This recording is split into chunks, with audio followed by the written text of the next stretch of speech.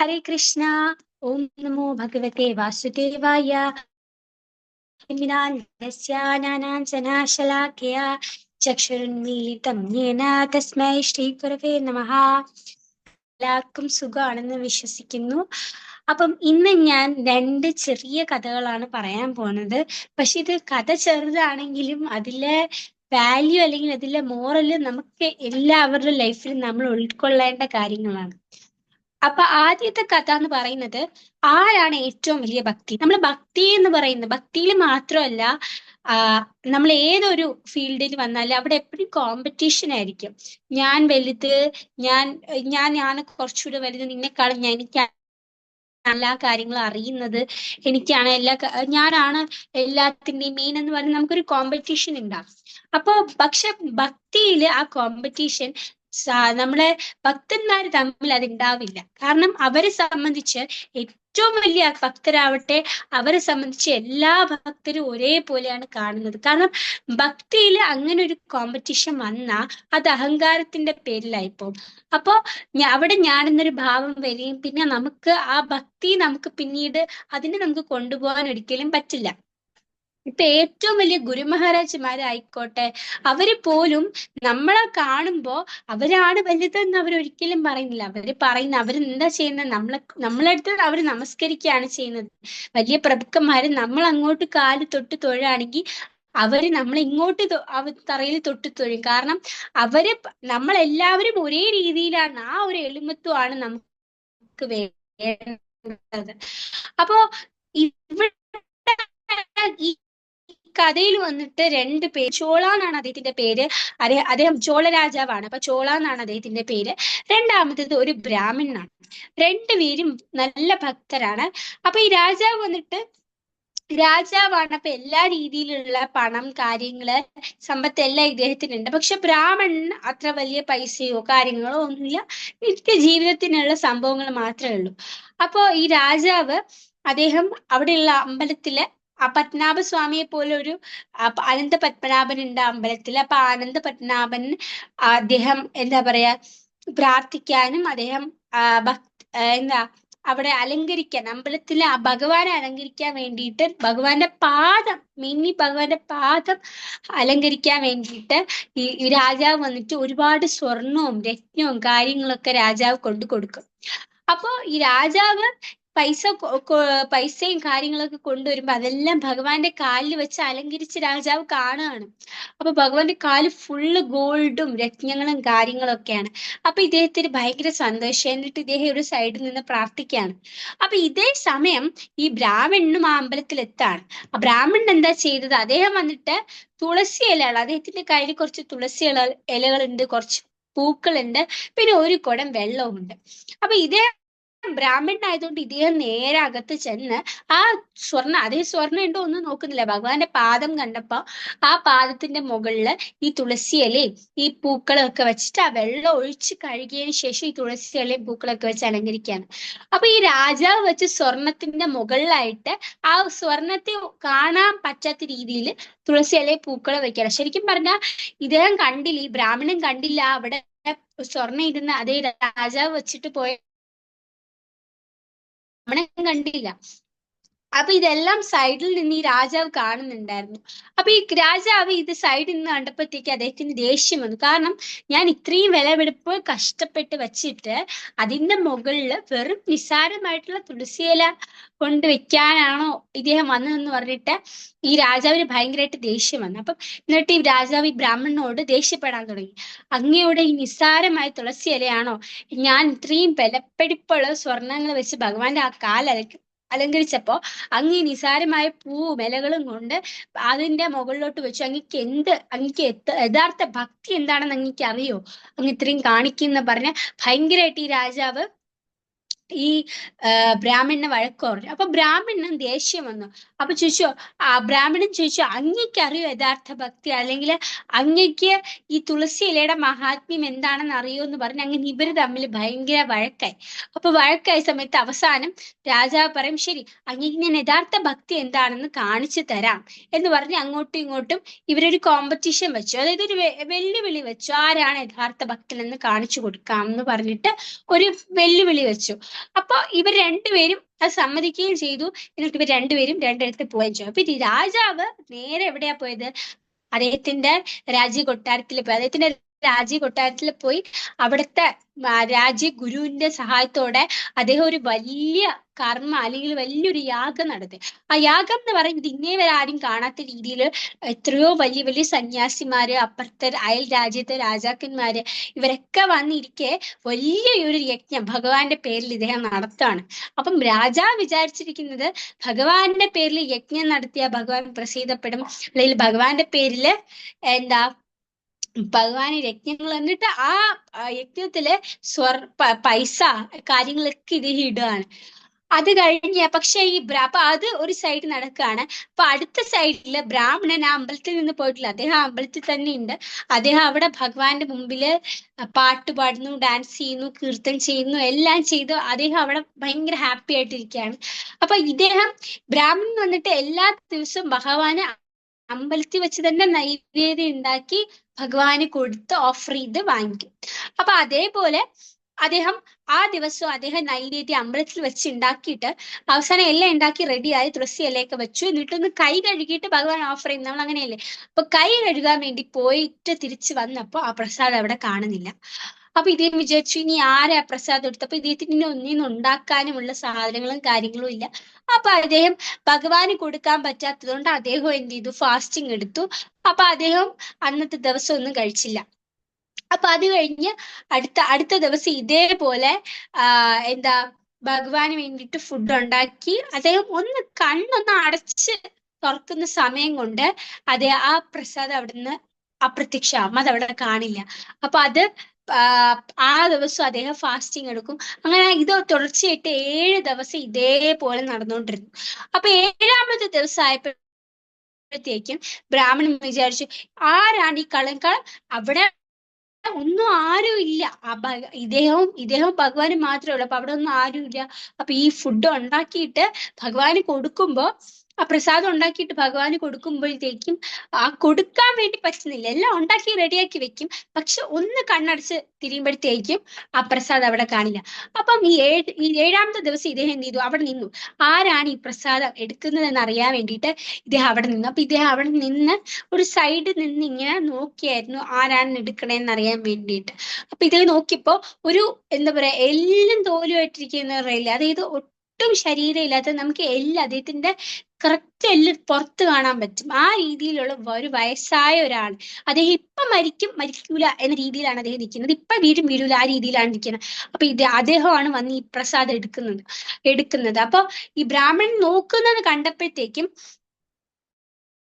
ഇദ്ദേഹം ഈ പ്രസാദം കൊണ്ട് ഓടാൻ തുടങ്ങി. അപ്പൊ ബ്രാഹ്മണൻ വിചാരിക്കും ഞാൻ ഇത്രയും കഷ്ടപ്പെട്ട് ഭഗവാന് വേണ്ടി പ്രസാദം ഉണ്ടാക്കിയിട്ട് ഇദ്ദേഹം ഇത് എടുത്തു വെച്ച് കഴിക്കുകയല്ലേ. അപ്പൊ ഇദ്ദേഹത്തിനോട് ദേഷ്യമുണ്ട്. പക്ഷെ അതേ സമയത്ത് ഇദ്ദേഹത്തിന്റെ ശരീരവും ആരോഗ്യവും കാണുമ്പോൾ ബ്രാഹ്മണന് അദ്ദേഹത്തിനോട് ഒരു എന്താ പറയാ ഒരു കൈൻഡ്നെസ് തോന്നുകയും ചെയ്യും, അദ്ദേഹത്തിന് ഒരു ദയ തോന്നുകയും ചെയ്യും. കാരണം അദ്ദേഹം അത്രയ്ക്ക് ഒട്ടും ശരീരമില്ല, നമുക്ക് എല്ല് കാണാൻ പറ്റും, ശരിക്കും പറഞ്ഞാൽ ശരീരം ഉണ്ടെന്ന് പറയാൻ പറ്റില്ല, എല്ല് മാത്രമേ ഉള്ളൂ. അപ്പൊ അതില് പിന്നെ അത്രയും വയസ്സായ ഒരാൾ കഴിക്കുമ്പോൾ അദ്ദേഹത്തിനൊന്നും പറയാൻ തോന്നിയില്ല. അപ്പൊ ഇദ്ദേഹം ബ്രാഹ്മണൻ കാണുന്നത് ഈ വയസ്സായ ആള് കണ്ടപ്പോഴത്തേക്കും അദ്ദേഹം ആ പ്രസാദം എടുത്തുകൊണ്ട് അദ്ദേഹം ഓടുകയാണ്. അപ്പൊ ഈ ബ്രാഹ്മണൻ പിറകെ ഓടുകയാണ്. അപ്പൊ ഇദ്ദേഹം വയസ്സായ ആള് വിചാരിക്കുന്ന എന്താ, അദ്ദേഹം ഫുഡ് കഴിക്കാൻ വേണ്ടി മോഷ്ടിക്കുന്നു എന്ന് വിചാരിച്ചിട്ട് ഓടുകയാണെന്ന് വിചാരിക്കും. അങ്ങനെ ഈ വയസ്സായ ആൾ ഓടുകയാണ്.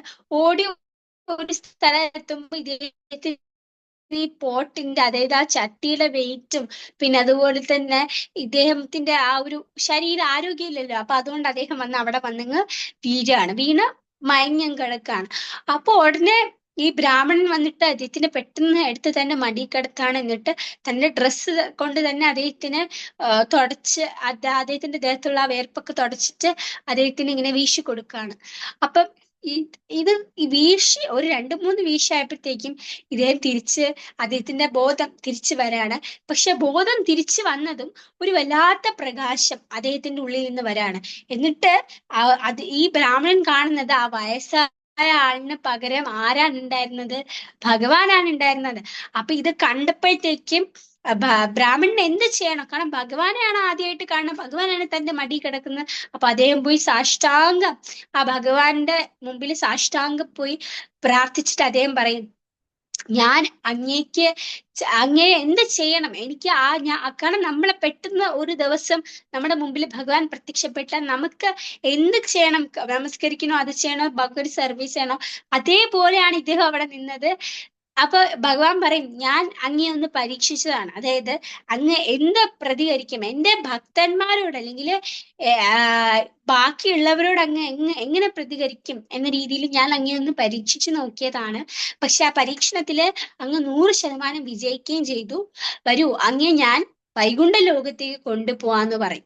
അങ്ങനെ ആ തേരില് കയറ്റി ഭഗവാൻ ആ ഭഗവാൻ തന്നെ അദ്ദേഹത്തിന്റെ ജീവനോടുകൂടി വൈകുണ്ഠ ലോകത്ത് കൊണ്ടുപോവാണ്. അപ്പൊ ഈ കൊണ്ടുപോകുന്ന സമയത്ത് ഇദ്ദേഹം ഈ പോകുന്ന വഴി എവിടെയാണ്? നമ്മുടെ രാജാവ് അവിടെ ഇപ്പോഴും യാഗം ചെയ്തുകൊണ്ടിരിക്കുകയാണ്. അപ്പൊ ആ യാഗത്തിന്റെ മുകളിൽ കൂടെയാണ് പോകുന്നത്. അപ്പൊ ഈ രാജാവ് നോക്കുമ്പോ താൻ വെല്ലുവിളിച്ച അതേ ബ്രാഹ്മണനാണ് ഇന്ന് ഭഗവാന്റെ കൂടെ ഇരുന്ന് പോകുന്നത്. അതായത് ആ വൈകുണ്ഠത്തിലോട്ട് ആ രഥത്തിലിരുന്ന് പോകുന്നത്. അപ്പൊ ഈ രാജാവിന് മനസ്സിലായി. എന്ത് മനസ്സിലായി?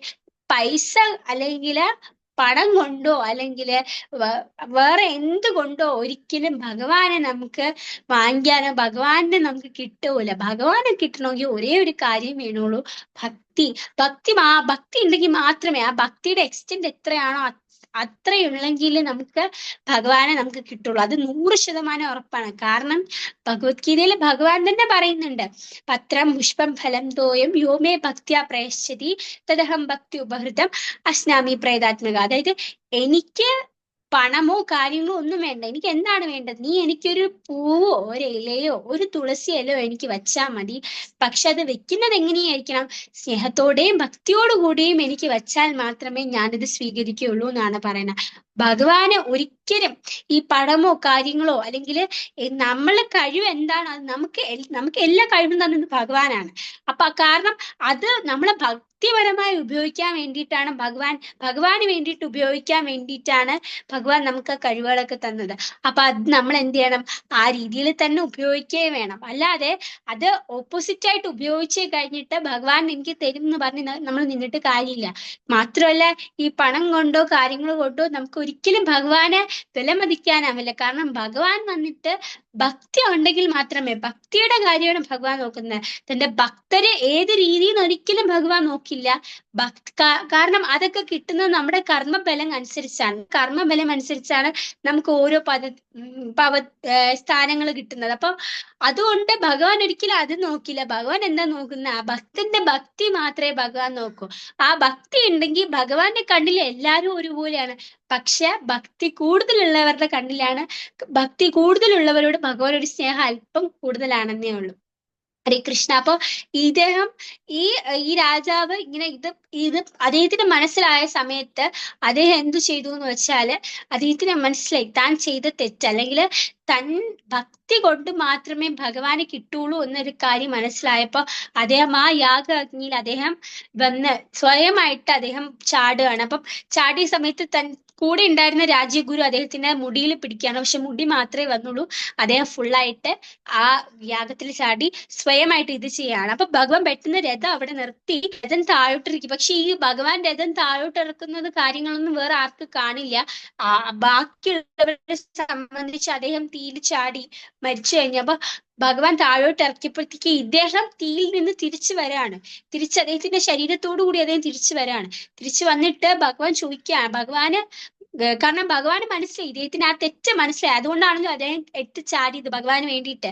അപ്പൊ ആ രാജാവിനെയും ഭഗവാൻ എന്ത് ചെയ്തു? ആ രഥത്തിലിരുത്തി. അങ്ങനെ ആ ബ്രാഹ്മണനെയും രാജാവിനെയും ഭഗവാൻ തിരിച്ച് ഭഗവാന്റെ അടുത്തേക്ക് കൊണ്ടുപോയി. അപ്പൊ ഇന്നും ആചാര്യന്മാര് പറയുന്നത്, ഇത് ഒരു ആചാര്യന്മാര് പറഞ്ഞ കഥയാണ്. അപ്പൊ അതിൽ നിന്നും ഇന്നും വൈകുണ്ഠത്തിന്റെ കാവൽക്കാര്, അതായത് പുണ്യശീല സുശീല എന്ന് പറഞ്ഞ് വൈകുണ്ഠത്തിന് 2 വേറെ കാവൽക്കാരുണ്ട്.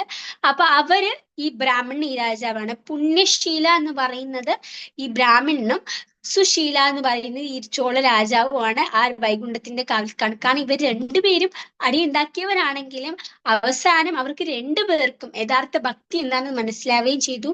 തിരിച്ച് ഭഗവാന്റെ അടുത്തേക്ക് ചെയ്തു. അപ്പം ഭക്തി എന്താണ്, അല്ലെങ്കിൽ ഞാനാണ് ഏറ്റവും കൂടുതൽ ഭക്തൻ എന്ന രീതിയിലല്ല. നമ്മുടെ ഭക്തിയാണ് ഭഗവാൻ നോക്കുന്നത്, വേറെ ഒന്നും. നമ്മുടെ പണമോ കാര്യങ്ങളോ കുടുംബമോ ഒന്നും ഭഗവാൻ നോക്കില്ല, റിലീജിയൻ പോലും ഭഗവാൻ നോക്കില്ല. കാരണം ഭഗവാനാണ് എല്ലാരെയും സൃഷ്ടിച്ചത്. ഭഗവാന്റെ മുമ്പിൽ നമ്മൾ എല്ലാവരും ഒരുപോലെയാണ്. പക്ഷെ ഭക്തി, ആ കാര്യം മാത്രമേ നമ്മൾ നോക്കുള്ളൂ. അപ്പൊ അത് തന്നെയാണ് നമ്മൾ ഡെവലപ്പ് ചെയ്തെടുക്കേണ്ടതും, അത് തന്നെയാണ്. ഹരേ കൃഷ്ണ. ഹരേ കൃഷ്ണ. വൈഷ്ണവി മോളാണ് നമ്മളോടൊപ്പം ഉണ്ടായിരുന്നത്. നമ്മുടെ കുഞ്ഞുങ്ങളെല്ലാവരും ഇതുപോലെ രത്നങ്ങളും ജമുവും നക്ഷത്രങ്ങളും ഒക്കെയാണ് നമ്മുടെ വീട്ടിലുള്ള മക്കളെല്ലാവരും. ഈ മക്കളെ ഉറങ്ങാനായിട്ട് അനുവദിച്ചു കൊടുക്കാതെ അവർ രാവിലെ എണീറ്റ് ഇതുപോലെ സത്സംഗങ്ങളിൽ വന്നിട്ട് അവരുടെ രത്നങ്ങൾ, അവരെ മഞ്ചാടി കുരു പോലെ കുപ്പക്കുഴിയിൽ കിടക്കുവാണ്, അവരെ ഒന്ന് തെളിയിച്ച് പുറത്തു കൊണ്ടുവരാനായിട്ട് നമ്മൾ ഇതിന്റെ മോഡലാണ് ഞാൻ കാണിച്ചിട്ടുള്ളത്. നിങ്ങള് സത്സംഗത്തിൽ ആദ്യം കുടുംബക്കാർ, അമ്മയും അച്ഛനും വരിക. അത് കഴിഞ്ഞ് കുട്ടികളുടെ ആ പവർ എന്താണ്, ശക്തി എന്താണ് നമുക്ക് തെളിയിക്കാൻ പറ്റും. അതിനൊക്കെ ഒരുപാട് എക്സാമ്പിൾസ് ഉണ്ട്. ഹരേ കൃഷ്ണ. എല്ലാ കുഞ്ഞുങ്ങളെയും കുറച്ച് ഈ പറഞ്ഞ ശനിയാഴ്ച ദിവസമെങ്കിലും ഈ കുട്ടികളുടെ പ്രോഗ്രാംസ് കാണാനും അവർക്ക് ഒരു എന്താ പറയാ ഇതുപോലുള്ള കാര്യങ്ങളിലേക്ക് കൊണ്ടുവരാനും എല്ലാ അമ്മമാരും ശ്രമിക്കുമെന്ന് പ്രതീക്ഷിക്കണം. ഹരേ കൃഷ്ണ. പ്രാധാന്യമുള്ളതാണ്. സമയം നമുക്ക് ലഭിക്കാത്തതുകൊണ്ട് പറയാൻ വിട്ടുപോയതും അതിന്റെ ഉപവിഷയങ്ങളുമൊക്കെ ആയിട്ടാണ് ഇന്ന് വന്നിരിക്കുന്നത്. പോയിന്റെല്ലാം ഗരുഡപുരാണത്തിലുള്ളത് തന്നെയാണ്. പക്ഷെ ചില കാര്യങ്ങൾ ഗരുഡപുരാണത്തിൽ നിന്നും അല്ലാത്തതുമായിട്ടുള്ള പല കാര്യങ്ങൾ കൂടി ഇതിലേക്ക് കടന്നു വരുന്നുണ്ട്.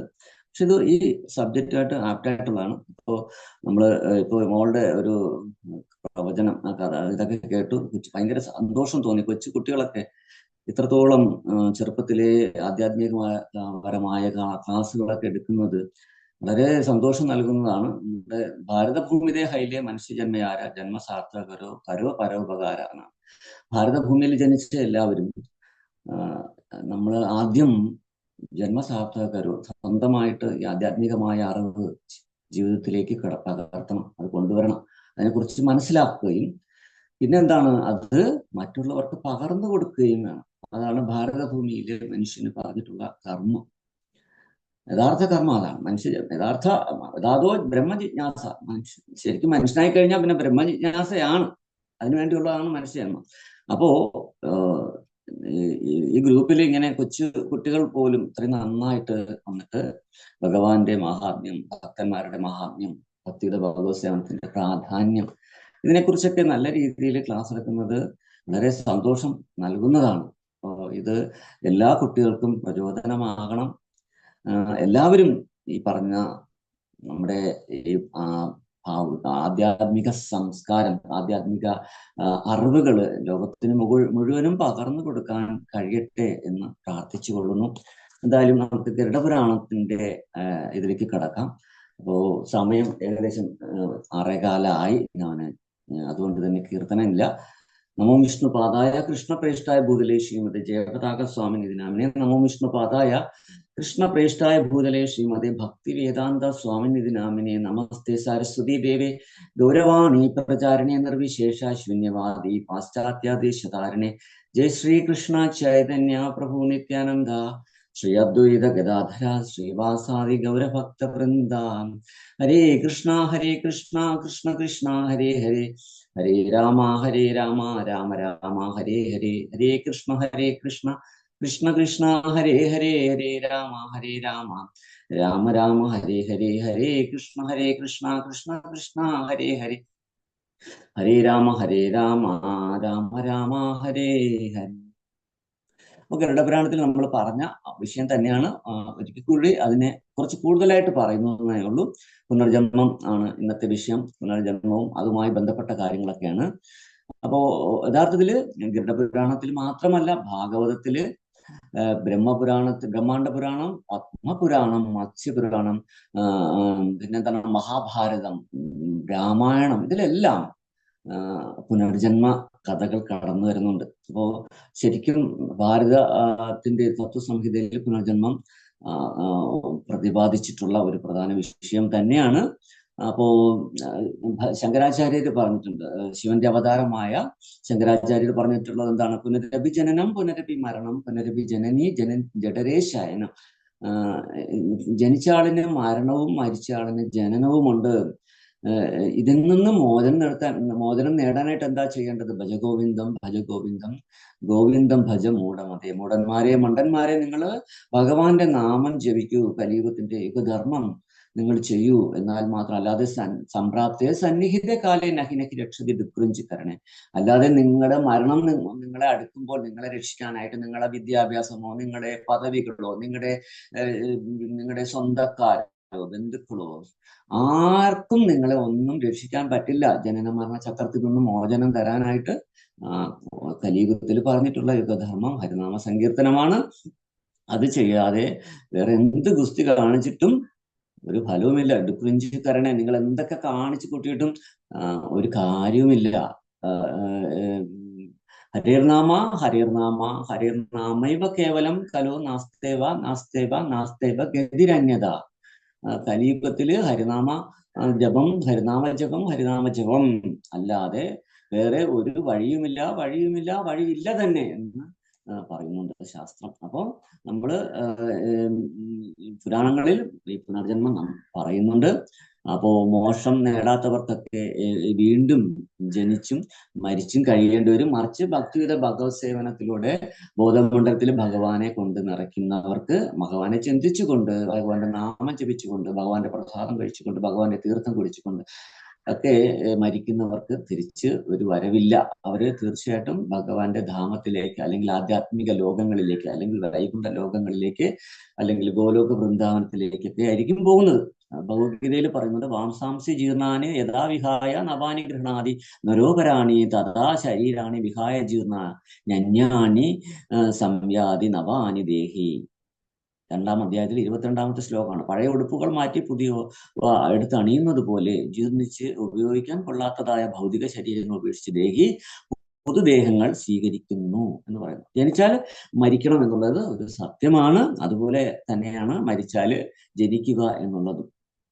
അപ്പോ ഈ കാര്യങ്ങൾ നമുക്ക് പൂന്താനം ജ്ഞാനപ്പാനയിൽ കൂടി പറയുന്നുണ്ട്. ജ്ഞാനപ്പാനയിൽ എന്നുള്ള ഭാഗവത്തിന്റെ ക്യാപ്സൂൾ ആണ്. അത് ഇങ്ങനെയാണ്: സുരലോകത്തു നിന്നൊരു ജീവൻ പോയി നരലോകേ മഹീസുരനാകുന്നു. ചണ്ഡകർമ്മങ്ങൾ ചെയ്തവൻ ചാകുമ്പോൾ ചണ്ഡാലകുലത്തിങ്കൽ പിറക്കുന്നു. അസുരന്മാർ സുരന്മാരായിടുന്നു, അമരന്മാർ മരങ്ങളായി ഇടുന്നു. അജം ചത്തു ഗജമായി പിറക്കുന്നു, ഗജം ചത്തങ്ങജവുമായിടുന്നു. നരിചത്തു നരനായി പിറക്കുന്നു, നാരിചത്ത് ഓരിയായി പിറപോകുന്നു. കൃപ കൂടാതെ പീഡിപ്പിച്ചിടുന്ന നൃപൻ ചത്തു കൃമിയായി പിറക്കുന്നു. ഈച്ച ചത്തൊരു പൂച്ചയായിടുന്നു. ഈശ്വരന്റെ വിലാസങ്ങളിങ്ങനെ.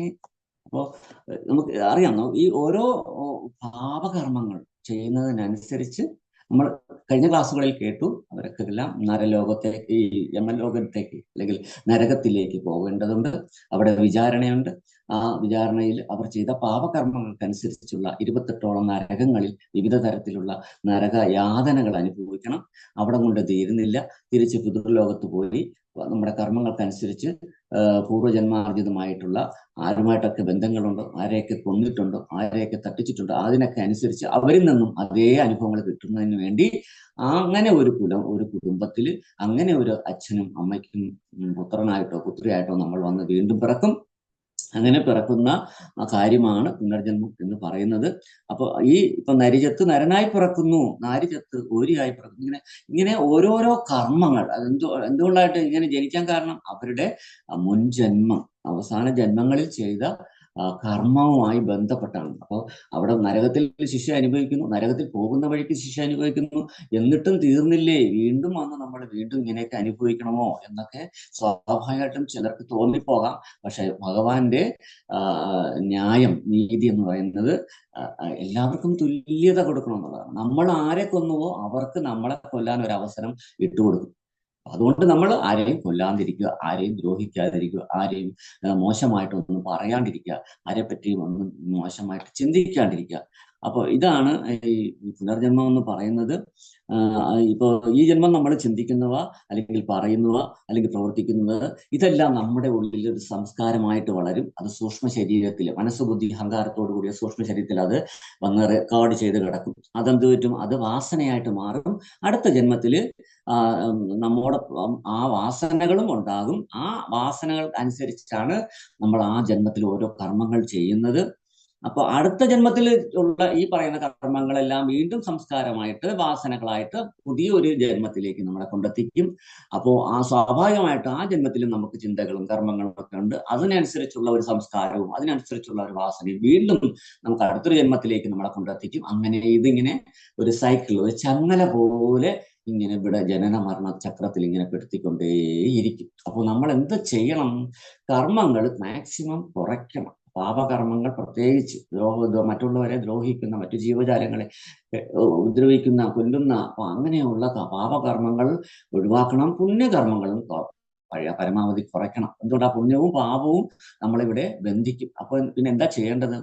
ഭഗവാനെ ബന്ധപ്പെടുത്തിക്കൊണ്ട് ചെയ്യുക. അപ്പൊ പാവങ്ങളെയൊക്കെ സഹായിക്കാൻ നിങ്ങൾക്ക് എല്ലാവർക്കും അവർക്ക് അന്നദാനമൊക്കെ കൊടുക്കണമെങ്കിൽ ഭഗവാനെ നിവേദിച്ച് പ്രസാദമായിട്ട് കൊടുക്കാം. അവർക്ക് വേണ്ടതായിട്ടുള്ള എല്ലാ കാര്യങ്ങളും ഭഗവാനെ സങ്കല്പിച്ച് ഭഗവാനെ മുൻനിർത്തിക്കൊണ്ട് ചെയ്തു കഴിഞ്ഞാൽ നിങ്ങളെ ആ കർമ്മങ്ങളൊന്നും നിങ്ങളെ ബന്ധിക്കില്ല. അതുകൊണ്ട് തന്നെ വീണ്ടും വീണ്ടും നിങ്ങൾ പുനർജനിക്കേണ്ടിയും വരില്ല.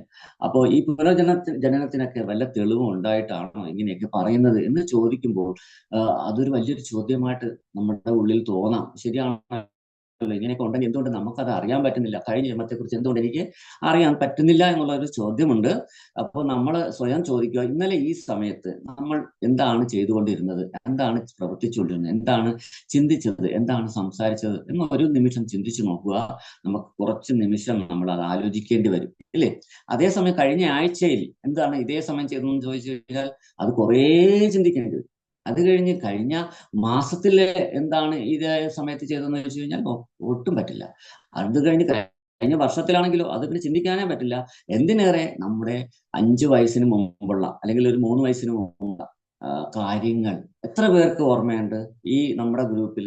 എനിക്ക് എന്തായാലും എനിക്ക് 1-ാം ക്ലാസ്സിലേക്ക് കൊണ്ട് ചേർക്കുന്ന അതിനു ശേഷമുള്ള കാര്യങ്ങളെ എനിക്ക് ഓർമ്മയുണ്ട് കേട്ടോ. നമ്മൾ അത്ര വലിയ ബുദ്ധിമാനല്ലാത്തതുകൊണ്ടാവാം. എന്തായാലും എനിക്ക് അതിനു മുമ്പുള്ള കാര്യങ്ങളൊന്നും എനിക്ക് ഓർമ്മയില്ല. പക്ഷെ എന്ന് കരുതി ഞാൻ അതിനു മുമ്പ് സുഖിച്ചിട്ടില്ലേ, അല്ലെങ്കിൽ ദുഃഖിച്ചില്ലേ, അച്ഛൻ്റെ അടി കെട്ടിയിട്ടില്ലേ, അമ്മയുടെ വഴക്ക് കേട്ടിട്ടില്ലേ, അല്ലെങ്കിൽ അവര് നമ്മളെ സിനിമയ്ക്ക് കൊണ്ടുപോയിട്ടില്ലേ, എന്തെല്ലാം സന്തോഷകരവും എന്തെല്ലാം സങ്കടകരമായിട്ടുള്ള കർമ്മങ്ങൾ നടന്നിട്ടുണ്ട്. പക്ഷെ സ്വന്തം എൻ്റെ ജന്മത്തിൽ, ഈ ജന്മത്തിൽ നടന്ന കാര്യം പോലും എനിക്കറിയില്ല. എനിക്കെന്നല്ല, ഈ ഗ്രൂപ്പിൽ ഇരിക്കുന്ന ആർക്കും ഈ പറയുന്ന ഒരു 4 വയസ്സ് അല്ലെങ്കിൽ 3 വയസ്സിന് മുമ്പുള്ള കാര്യങ്ങൾ ഓർമ്മയില്ല. എന്ന് പറഞ്ഞാൽ ആ വർഷങ്ങൾ, ആ ജീവിതാനുഭവങ്ങൾ ഒന്നും ഇല്ലെന്നാണോ? തീർച്ചയായിട്ടും അതെല്ലാം ഉണ്ട്. പക്ഷെ നമ്മുടെ ബുദ്ധി, നമ്മുടെ ഓർമ്മയ്ക്ക് ലിമിറ്റേഷൻ, പരിമിതി ഉള്ളത് കൊണ്ട് നമുക്ക് അതൊന്നും അറിയാൻ പറ്റുന്നില്ല. അപ്പോൾ പിന്നെ പൂർവ്വജന്മം, കഴിഞ്ഞ ജന്മത്തെ കുറിച്ച് നമുക്ക് എങ്ങനെ അറിയാൻ പറ്റും? ഒട്ടും പറ്റില്ല, ഒരിക്കലും നടക്കില്ല അത്. അപ്പൊ കാരണം നമ്മുടെ പരിമിതിയാണ് അവിടെ തെളിഞ്ഞു വരുന്നത്. നമ്മൾ പക്ഷെ ഈ പറയുന്ന സ്വന്തം പറഞ്ഞ ഒരു പ്രത്യേക ഏജ് വർഷങ്ങളിലുള്ള കാര്യങ്ങൾ പോലും നമുക്ക് ഓർമ്മയില്ല. ഇതുകൂടാതെ ഞാൻ എപ്പോഴും പറയാറുള്ളത് പോലെ നമ്മുടെ കാഴ്ചശക്തിക്ക്, ശ്രവണ ശക്തിക്ക്, എല്ലാത്തിനും നമുക്ക് ലിമിറ്റേഷൻ ഉണ്ട്, പരിമിതി ഉണ്ട്. ഈ പരിമിതമായ ഇന്ദ്രിയങ്ങൾ കൊണ്ട് വേണം അപരിമിതനായ ഭഗവാനെ മനസ്സിലാക്കാൻ. വലിയ പാടാണ്. ഗുരുവിന്റെ കാരുണ്യം കൊണ്ട് മാത്രമേ നമുക്ക് അതിന് സാധിക്കൂ. അതുകൊണ്ട് എല്ലാവരും ഗുരുവിനെ സ്വീകരിക്കണം. ഒരു പരമ്പരയിൽപ്പെട്ട ഭഗവാൻ ശ്രീകൃഷ്ണൻ തുടങ്ങുന്ന കൃഷ്ണനിൽ നിന്ന് ബ്രഹ്മാവ്, നാരദൻ, വ്യാസൻ, മാധവാചാര്യർ തുടങ്ങി വരുന്ന ആ ഗുരുശിഷ്യ പരമ്പരയിൽപ്പെട്ട ഒരു ഗുരുവിൽ നിന്ന് നിങ്ങൾ യഥാർത്ഥ പൂർണ്ണമായ ജ്ഞാനം നേടിയെടുത്താൽ മാത്രമേ നിങ്ങൾക്ക് ഈ പറഞ്ഞ കാര്യങ്ങളിലൊക്കെ അടിയുറച്ച വിശ്വാസവും, അതിലൂടെ ആ വിശ്വാസത്തിലൂടെ ആ സേവനത്തിലൂടെ ഭഗവാന്റെ ബോധവും, ഭഗവാനെ കുറിച്ചുള്ള ബോധവും, ആ ബോധത്തിലൂടെ ഈ ജനനമരണ ചക്രങ്ങളില്ലാത്ത ഭഗവാന്റെ ധാമത്തിലേക്കുള്ള യാത്രയൊക്കെ സാധ്യമാവും. അപ്പോ ഇതാണ് അവസ്ഥ. അപ്പോ നമുക്കറിയാം നമ്മുടെ ജന്മത്തിൽ, ഈ ജന്മത്തിൽ നടന്ന കാര്യങ്ങൾ നമുക്ക് ഓർമ്മയില്ല. അപ്പൊ നമ്മുടെ ബുദ്ധിക്കും ഓർമ്മയ്ക്കും കാഴ്ചയ്ക്കും ശ്രമത്തിനൊക്കെ പരിമിതിയുണ്ട്. എന്നാൽ ചില ലക്ഷണങ്ങൾ വെച്ച് നമുക്ക് പൂർവ്വജന്മം ഉണ്ടെന്ന് മനസ്സിലാക്കാൻ പറ്റും. അത് ബുദ്ധിയോടുകൂടി ആലോചിച്ച് മനസ്സിലാക്കേണ്ട കാര്യമാണ്. ഉദാഹരണം, ചില സ്ഥലങ്ങളൊക്കെ കാണുമ്പോൾ വളരെ ഫെമിലിയാരിറ്റി, വളരെ എന്താ പറയുക, ഞാൻ വളരെ കൺമന്തി ജന്മങ്ങളിലൊക്കെ എവിടെയൊക്കെ എപ്പോഴൊക്കെ ഞാൻ ഈ സ്ഥലത്ത് വന്നതായിട്ടും എനിക്ക് അറിയാവുന്ന സ്ഥലമാണല്ലോ എന്നൊക്കെ ചിലർക്ക്, എല്ലാവർക്കും അല്ല കേട്ടോ ഈ പറയുന്നത്, എല്ലാവർക്കും ബാധകമില്ല ഇനി പറയാൻ പോകുന്നത്, ചിലർക്കെങ്കിലും ഇങ്ങനെ ജീവിതത്തിൽ തോന്നിയിട്ടുണ്ടാകാം. ആ സ്ഥലത്തിനോട് വല്ലാത്ത അറ്റാച്ച്മെന്റ്, വല്ലാത്ത അവിടെ കഴിയാനും അവിടെ ജീവിക്കാനും ഒക്കെ ഭയങ്കര താല്പര്യം തോന്നും. അപ്പൊ അങ്ങനെ തോന്നുന്നത് ഈ പറയുന്ന ആ സ്ഥലവുമായി നമ്മുടെ മുൻജന്മത്തിലുള്ള ബന്ധമാണ്. പിന്നെ ചില വ്യക്തികളെ നമ്മൾ ആദ്യമായിട്ട് കാണുമ്പോൾ ഒരു കുറ്റവും ചെയ്യാത്തവനായിരിക്കും, പക്ഷെ എന്നാലും നമുക്ക് അയാളുടെ ആ സാന്നിധ്യം നമുക്ക് ഒട്ടും ഇഷ്ടപ്പെടില്ല. ചിലപ്പോൾ നമുക്ക് വല്ലാത്ത വെറുപ്പ് തോന്നും, അയാൾ എന്തിനാ അവിടെ വന്നിരിക്കണം, അയാൾ എന്തിനാ കറങ്ങി നടക്കണം എന്ന് തോന്നും. എന്നാൽ ചിലരാണെങ്കിലോ, ചിലരെ നമ്മുടെ ജീവിതത്തിൽ ആദ്യമായിട്ടാണ് കാണുന്നതെങ്കിൽ പോലും അവരെ കാണുമ്പോൾ ഒരു വല്ലാത്ത സന്തോഷം ഉണ്ടാവും, അവരെ പരിചയപ്പെടണമെന്നുണ്ടാവും, അവരോട് സംസാരിക്കണമെന്നുണ്ടാവും. അപ്പോൾ അതൊക്കെ ഈ പറയുന്ന മുൻജന്മത്തുമായി ബന്ധപ്പെട്ട ചില കാര്യങ്ങൾ. ചില സ്ഥലങ്ങളോട് അകാരണമായ ഭയം ഉണ്ടാകും. അപ്പോൾ നമുക്ക് അങ്ങോട്ട് പോകാനേ തോന്നില്ല. അവിടെ നിന്ന് ഇത്രയും പെട്ടെന്ന് തിരിച്ചു പോകാനുള്ള ഒരു വെപ്രാളം നമ്മുടെ ഉള്ളിൽ ഉണ്ടായിക്കൊണ്ടിരിക്കും. അത് അവിടെ വെച്ച് നമുക്ക് മുൻജന്മങ്ങളിൽ എന്തോ ഒരു മോശമായ കാര്യം നടന്നിട്ടുണ്ട് എന്നുള്ളതാണ് അതിൽ നിന്ന് മനസ്സിലാക്കേണ്ടത്. പിന്നെ ചില കാര്യങ്ങൾ മുമ്പ് ചെയ്തിട്ടില്ലെങ്കിലും വളരെ നന്നായിട്ട് മറ്റുള്ളവർ ചെയ്തതിനേക്കാൾ ഇരട്ടി വേഗത്തിൽ നമ്മൾ ചെയ്തു കളയും. ഭയങ്കര, നമ്മൾ ചില ആദ്യമായിട്ടായിരിക്കും ചെയ്യുന്നത്. ചിലർക്കൊക്കെ പെയിന്റിങ് ഒക്കെ വളരെ എക്സ്പെർട്ടായിട്ട് ഒരാൾ പെയിന്റ് അടിക്കണം നോക്കി നിന്നിട്ട് ബ്രഷ് മേടിച്ച് പുള്ളി അടിക്കണേക്കാട്ടി നന്നായിട്ട്, യഥാർത്ഥ പെയിന്റർ അടിക്കണേ നന്നായിട്ട് പുള്ളി പറവറാന്ന് അടിച്ചു തള്ളും. അതെന്തുകൊണ്ടാണ്? അത് ഈ മുൻജന്മത്തിൽ അങ്ങേക്ക് ഈ പെയിന്റിങ്ങുമായിട്ട് എന്തോ ഒരു ബന്ധം ഉണ്ട്. അപ്പോ അതുപോലെ അച്ഛൻ അമ്മ വഴിയിൽ ആർക്കും ഇല്ലാത്ത അസാധാരണമായ കഴിവുകളൊക്കെ, അല്ലെങ്കിൽ എന്തും അതിവേഗം ഗ്രഹിക്കാനുള്ള ഒരു ടാലന്റ് ഒക്കെ ചില കുട്ടികൾക്ക് ഉണ്ടാവും. അച്ഛൻ വഴിയോ അമ്മ വഴിയോ ഒന്നും ആരും വലിയ പണ്ഡിതന്മാരോ കഴിവുള്ളവരോ ഒന്നും ആയിരിക്കില്ല. പക്ഷെ എങ്കിലും ആ കുട്ടിക്ക് ഭയങ്കരമായ ടാലന്റ്, ചില കാര്യങ്ങളിലൊക്കെ ചെയ്യാനും മനസ്സിലാക്കാനും ഒക്കെ അമിതമായ കഴിവുകളുണ്ടാകും. ചില കുട്ടികൾ, ചില വീടുകളിൽ തന്നെ കാറൊക്കെ കൊച്ചു കുട്ടികൾ തന്നെ എടുത്ത് റോഡിൽ ഇടും, അവിടെ കൊണ്ടിട്ട് കഴുകും, തിരിച്ച് അതുപോലെ എടുത്ത് അകത്തിടും. ആ കുട്ടി ഡ്രൈവിംഗ് പഠിക്കാനോ അല്ലെങ്കിൽ അതിനുള്ള പ്രായമൊന്നും ആയിട്ടില്ല. പക്ഷെ അച്ഛൻ കണ്ട് ഓട്ടിക്കുന്നത് കണ്ടും അച്ഛൻ നിന്ന് മനസ്സിലാക്കിയും ആ കാര്യങ്ങൾ എങ്ങനെ ചെയ്താൽ എന്തൊക്കെയാണെന്നുള്ളത് പൂർണ്ണമായിട്ടും ഗ്രഹിച്ച് അത് വേഗത്തിൽ മനസ്സിലാക്കി അത് ചെയ്യുന്ന കുട്ടികളുണ്ട്. അതുപോലെ സംഗീതം പാട്ട് പാടുന്നത്, ചില കുട്ടികളൊക്കെ ജീവിതത്തിൽ പാട്ട് പഠിച്ചിട്ടുണ്ടാവില്ല, പക്ഷെ അതിമനോഹരമായിട്ട് എല്ലാവരെയും ലയിപ്പിച്ചു കൊണ്ട് പോകുന്ന രീതിയിൽ അതിമനോഹരമായിട്ട് അതിസുന്ദരമായിട്ട് പാട്ട് പാടുന്നവരുണ്ട്. അതുപോലെ ചില സംഗീത ഉപകരണങ്ങളൊക്കെ, ചിലപ്പോൾ AR റഹ്മാനൊക്കെ, അയാൾക്ക് എല്ലാം മിക്കവാറും ഉള്ള ഇൻസ്ട്രുമെന്റ്സ് എല്ലാം വായിക്കാൻ അറിയാം. ഈ പറയുന്ന ഇലക്ട്രിക് ഓർഗൻ, ഹാർമോണിയം, ഈ ഗിറ്റാറ്, വയലിൻ, ഇതൊക്കെ ഏകദേശം ഇൻസ്ട്രുമെന്റ് എല്ലാം ഈ പുള്ളിക്ക് അറിയാം എന്നുള്ളതാണ്. അപ്പൊ ഈ പറഞ്ഞ അതൊരു പ്രത്യേക ടാലന്റ് ആണ്, പ്രത്യേക കഴിവാണ്. ഈ ചില ഒന്നോ രണ്ടോ കാര്യങ്ങൾ ചില പഠിച്ചിട്ടുണ്ടാകും, ബാക്കിയൊക്കെ ഇങ്ങനെ അനുഭവത്തിന്റെ വെളിച്ചത്തിലും അല്ലെങ്കിൽ മറ്റുള്ളവരിൽ നിന്ന് കണ്ടും കേട്ടും പെട്ടെന്ന് അത് മനസ്സിലാക്കി എടുക്കുന്ന ഒരു കഴിവാണ്. അപ്പൊ അതെന്തുകൊണ്ടാണ് ഉണ്ടാവണമെന്ന് വെച്ചാൽ, എല്ലാവർക്കും എന്തുകൊണ്ട് ഉണ്ടാവുന്നില്ല, ഇതേ അവസ്ഥയുള്ള പലർക്കും ഇതൊന്നും കിട്ടുന്നില്ല. ഞാൻ പഴയ ക്ലാസ് പറഞ്ഞാൽ SP ബാലസുബ്രഹ്മണ്യം ഒന്നും പാട്ട് പഠിക്കാനേ പോയിട്ടില്ല, പക്ഷെ ലോകത്തിലെ നമ്പറാണ് ഗായകനായിട്ട് മാറി അദ്ദേഹം. അപ്പൊ അതെന്താ, അതൊക്കെ മുൻജന്മത്തിൽ നിന്നും കിട്ടുന്ന ഒരു ഇതാണ്. അവിടെയൊക്കെ പുനർജന്മം ഉണ്ടെന്നുള്ളതിന്റെ തെളിവ് കൂടിയാണ്. അപ്പോൾ പിന്നെ ചില കുട്ടികൾ, ചില ആൾക്കാരൊക്കെ എന്ന് പറഞ്ഞാൽ മറ്റുള്ള ആൾക്കാർ പേടിച്ച് വിറച്ച് നിൽക്കുന്ന, ഉദാഹരണം ഒരു ആക്സിഡന്റ്, ഒരു കൊലപാതകം, ഒരു തൂങ്ങി മരണം, ഒരു തീപ്പൊള്ളലേറ്റ് ആൾക്കാർ പിടയുന്ന അവസ്ഥ. ഈ സമയത്തൊക്കെ നമ്മളൊക്കെ ചിലർ 90% ആൾക്കാരും ഭ്രമിച്ച് പേടിച്ച് ഒന്നും ചെയ്യാൻ പറ്റാത്ത ഒരു അവസ്ഥ നിൽക്കുമ്പോൾ ചിലർ ഓടി പാഞ്ഞു വന്ന് ഈ ശവത്തിനെ എടുത്തുകൊണ്ട് പോകും, അല്ലെങ്കിൽ ആ ശവത്തിനെ അഴിച്ചിറക്കും, അല്ലെങ്കിൽ പൊള്ളലേറ്റ് കിടക്കുന്നവരെ വലിച്ച് ദേഹത്തിട്ടുകൊണ്ട് ഓടി ആശുപത്രി കൊണ്ട്. ഇതൊക്കെ ചെയ്യാൻ പറ്റുന്നതെന്ന് പറഞ്ഞാൽ മുൻജന്മത്തിൽ അത്രത്തോളം നല്ല അങ്ങനെയുള്ള കർമ്മങ്ങളൊക്കെ ചെയ്ത് എക്സ്പെർട്ടായവരാണ്. ചില വസ്തുക്കളോട് ചിലർക്ക് അകാരണമായ ഭയം ഉണ്ടാകും. അതൊക്കെ അവർക്ക് വസ്തുക്കൾ, ചില ജീവികളോട്, ഇപ്പം ചിലർക്കൊക്കെ ചില പെണ്ണുങ്ങൾ പ്രത്യേകിച്ച് പാറ്റകളോട് ഭയങ്കര പേടിയാണ്. ഒരു കുറ്റവും ചെയ്യാത്ത പാറ്റയാണ്. പാറ്റ ആരെയും ഒന്നും ചെയ്യാൻ പാടില്ല. ഈ പേപ്പറും ഇതൊക്കെ കടിച്ച് ചില സാധനങ്ങളൊക്കെ ഇല്ലാതാക്കുന്നല്ലാതെ അത് ആരെയും ദ്രോഹിക്കുന്നില്ല. പാറ്റ എന്തായാലും നല്ലതല്ല, വീട്ടിൽ പാറ്റ ഇല്ലാതിരിക്കണം നല്ലത്. കാരണം ആഹാര സാധനങ്ങളൊക്കെ അതിന്റെ വൃത്തികെട്ട അംശങ്ങളെല്ലാം ആഹാര സാധനങ്ങളിലേക്ക് പടരും. അതുകൊണ്ട് അത് നമുക്ക് ആരോഗ്യത്തിന് ഹാനികരമാണ്, അതിനെ ഇല്ലാതാക്കുക തന്നെ വേണം. പക്ഷെ എങ്കിലും ഒരു കുറ്റവും നമ്മളെ ഇങ്ങനത്തെ ഇതല്ലാതെ അത് നമ്മളെ ഉപദ്രവിക്കാൻ വേറെ കടിച്ചു മുറിക്കുക, കൊല്ലുക ഒന്നും ചെയ്യില്ല. പക്ഷെ എന്നാലും പലർക്കും പാറ്റയോട് ഭയങ്കര പേടിയുള്ളവരുണ്ട്. പിന്നെ ചിലർക്ക് ഈ സ്വപ്നങ്ങൾ ഈ മുൻ ജന്മവുമായി ബന്ധപ്പെട്ടുള്ള പല കാര്യങ്ങളും പല ആൾക്കാരെയും പല വ്യക്തികളെയൊക്കെ അത് കാണുമ്പോൾ എനിക്കുമായിട്ട് ഞാനുമായിട്ട് വളരെ ബന്ധമുള്ളതാണെന്ന് തോന്നിപ്പോവുക. ചില ഭാഷകൾ പുള്ളി ഇന്നോളം കണ്ടിട്ടില്ലാത്ത കേട്ടിട്ടില്ലാത്ത ഭാഷകളൊക്കെ ചിലർ സംസാരിക്കും. അതെല്ലാം ഈ പറയുന്ന മുൻജന്മമുണ്ടെന്നുള്ളതിന്റെ തെളിവുകളാണ്. അപ്പോൾ പിന്നെ നമ്മുടെ പങ്കാളി, നമ്മുടെ ജീവിതത്തിൽ നമ്മോടൊപ്പം കഴിയുന്ന സ്ത്രീ ആയിക്കോട്ടെ പുരുഷനായിക്കോട്ടെ, ഇവര് എന്തെങ്കിലും മുൻജന്മ ബന്ധമുണ്ടോ എന്ന് അറിയാനായിട്ടുള്ള ചില സിംറ്റംസ്, അടയാളങ്ങളാണ്. ഒന്ന്, അവർ തമ്മിൽ വളരെ തീവ്രമായ ഒരു ബന്ധമുണ്ടായിരിക്കും. അകന്നിരിക്കാൻ പറ്റാത്തടത്തോ ഒരു മാനസികാവസ്ഥ അവർക്കുണ്ടാകും. ഒരു സെക്കൻഡ് പോലും അവർക്ക് മാറി ജോലിക്ക് പോയിട്ട് വരുന്നത് വരെ ഭാര്യ ഭർത്താവിനെ കാത്തിരിക്കും. വേറെ ഒന്നുമല്ല, അവർക്ക് എപ്പോഴും കണ്ടുകൊണ്ടിരിക്കണം. അങ്ങനെ പിന്നെന്താണ്, അവർക്ക് ഈ പരസ്പരം ഒറ്റ നോട്ടത്തിൽ തന്നെ അവർക്ക് പരസ്പരം മനസ്സിലാക്കാൻ കഴിയും. ആഴമുള്ള ബന്ധമായിരിക്കും. പിന്നെ അകലെ ഇരുന്നാൽ പോലും പങ്കാളിയുടെ ദുഃഖവും സുഖവും ഒക്കെ ഇവിടെ ഇരുന്നുകൊണ്ട് തന്നെ അറിയാൻ പറ്റും. അവർക്ക് എന്തെങ്കിലും ഒരു വിഷമം ഉണ്ടെങ്കിൽ ഇദ്ദേഹത്തിനും അത് മനസ്സിൽ വിഷമമായിട്ട് തോന്നും. അപ്പം വിളിച്ചു ചോദിച്ചു, എന്താണ് അവിടെ പ്രശ്നം എന്തെങ്കിലും ഉണ്ടോ, നിനക്ക് എന്തെങ്കിലും സുഖമൊക്കെ തന്നെയാണ്, ശാരീരിക പ്രശ്നം എന്തെങ്കിലും ഉണ്ടോ, അല്ലെ പനി വന്നോ, അങ്ങനെ എന്നൊക്കെ ഇയാൾക്ക് ചുമ്മാ ചോദിക്കാനാണെങ്കിൽ ചിലപ്പോൾ അത് വളരെ കറക്റ്റ് ആയിരിക്കും. അതൊക്കെ ഈ പരസ്പര മുൻജന്മത്തിലെ പങ്കാളി ഈ ജന്മത്തിൽ കിട്ടുന്നത് കൊണ്ടാണ്. പിന്നെന്താണ്, ആദ്യമായി കാണുമ്പോൾ തന്നെ അവരിപ്പോ കല്യാണത്തിന് പെൺകുട്ടിയെ കാണാൻ പോണ ദിവസം തന്നെ, അയ്യോ ഇത് എനിക്ക് നല്ല പരിചയമുള്ള ഫെമിലിയർ ആയിട്ടുള്ള മുഖമാണല്ലോ, ഇത് കുട്ടി നല്ല, ഞാൻ എവിടെ കണ്ടിട്ടുണ്ടല്ലോ എന്നുള്ള ഒരു തോന്നൽ തന്നെ ഈ പരസ്പരം അങ്ങോട്ടും ഇങ്ങോട്ടും ഉണ്ടാകും. പിന്നെ ഒരേ ആഗ്രഹങ്ങളായിരിക്കും, ഒരേ ചിന്തകളായിരിക്കും, ഒരേ താല്പര്യങ്ങളായിരിക്കും ഇവർക്ക് ഉണ്ടാകുന്നത്.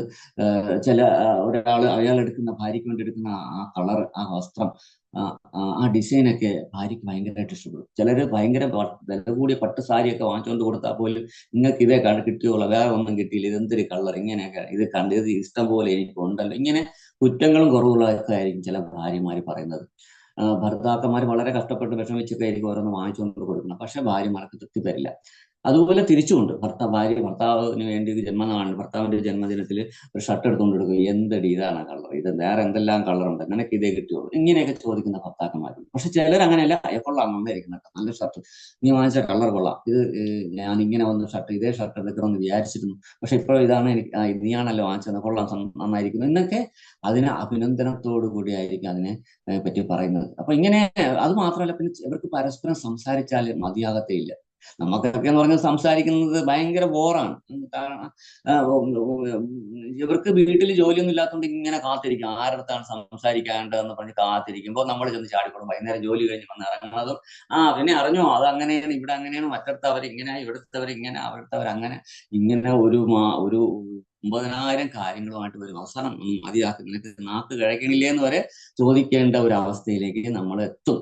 പക്ഷെ ഈ പരസ്പര മുൻജന്മ ബന്ധത്തിലുള്ള ഭാര്യ ഭർത്താക്കന്മാരാണെങ്കിൽ അവരിങ്ങനെ വേറെ ചുറ്റുപാടും ആൾക്കാരുണ്ടെങ്കിൽ പോലും അവരെ ആരുമില്ല, ഞങ്ങളെ രണ്ടുപേരെ ഉള്ളൂ എന്നുള്ള ഒരു സങ്കല്പത്തിലായിരുന്നു അവരിൽ കഴിയുന്നത്. അവരിങ്ങനെ സംസാരിച്ചുകൊണ്ടേയിരിക്കും. ആർക്കും ഒരു ബോറില്ല. സമയം എത്ര പൊയ്ക്കൊണ്ടിരുന്നാൽ അവർക്ക് ഒരു പ്രശ്നവുമല്ല. ഇതൊക്കെയാണ് മുൻ ജന്മത്തിലെ പങ്കാളി നമുക്ക് ഉണ്ടാകുകയാണെങ്കിൽ നമുക്ക് കാണുന്ന അനുഭവങ്ങൾ. പിന്നെന്താണ്, ഇനി ഇതൊക്കെ നമ്മൾ മുൻജന്മത്തെയാണ് പറഞ്ഞത്. ഇനി വരും ജന്മത്തിൽ എന്താകും, നമ്മൾ എന്താകും? നിങ്ങൾക്ക് എല്ലാവർക്കും സ്വാഭാവികമായിട്ട് ഒരു ക്യൂരിയോസിറ്റി ഉണ്ടാവും, ഞാൻ അടുത്ത ജന്മം എന്താകും. അപ്പോൾ അതിന് നമ്മൾ പലരും വിചാരിക്കുന്നത് എന്താണ്, നമ്മളൊന്നും അല്ല ഇതിന്റെ കാരണക്കാരൻ, ഈ അടുത്ത ജന്മത്തിൽ എന്താകണം തീരുമാനിക്കുന്നതെന്നും പക്ഷെ യഥാർത്ഥത്തിൽ അങ്ങനെയല്ല. ആരുടെയും ജന്മത്തിന് കാരണക്കാരൻ, നീ ഇന്നതായി ജനിക്കണമെന്ന് ആരും ഇവിടെ പറയുന്നില്ല. ഭഗവാനായിക്കോട്ടെ, അല്ലെങ്കിൽ നിങ്ങളുടെ പൂർവികരായിക്കോട്ടെ, ആരും നമ്മൾ എവിടെ ജനിക്കണം, എന്തായി ജനിക്കണം, ഇതൊക്കെ തീരുമാനിക്കുന്നത് നമ്മൾ തന്നെയാണ്. നമ്മുടെ കർമ്മങ്ങൾ, നമ്മുടെ ചിന്തകൾ, നമ്മുടെ സംസാരങ്ങൾ, ഇതെല്ലാമാണ് അടുത്ത ജന്മം എന്തായി തീരണമെന്നും തീരുമാനിക്കുന്നത്. അപ്പോ ഈ ജന്മത്തെ സത്കർമ്മങ്ങൾ, നല്ല ചിന്തകൾ, നല്ല പെരുമാറ്റം, നല്ല സംസാരം, ഇതെല്ലാം അടുത്ത ജന്മത്തില് നല്ല ഒരു മനുഷ്യനായിട്ട് പിറക്കാനായിട്ട് സഹായിക്കും. ചിലപ്പോ നല്ല ഉപരിലോകങ്ങളിൽ, സ്വർഗീയ ലോകങ്ങളിലൊക്കെ പോകാൻ പറ്റും. അതല്ലെങ്കിൽ നമ്മുടെ വലിയ പണക്കാരുടെ, വലിയ ജ്ഞാനികളുടെ, വലിയ ഉയർന്ന ജാതിയിലൊക്കെ നമ്മൾ ജനിക്കുന്ന ഒരു സാഹചര്യം ഒരുക്കും.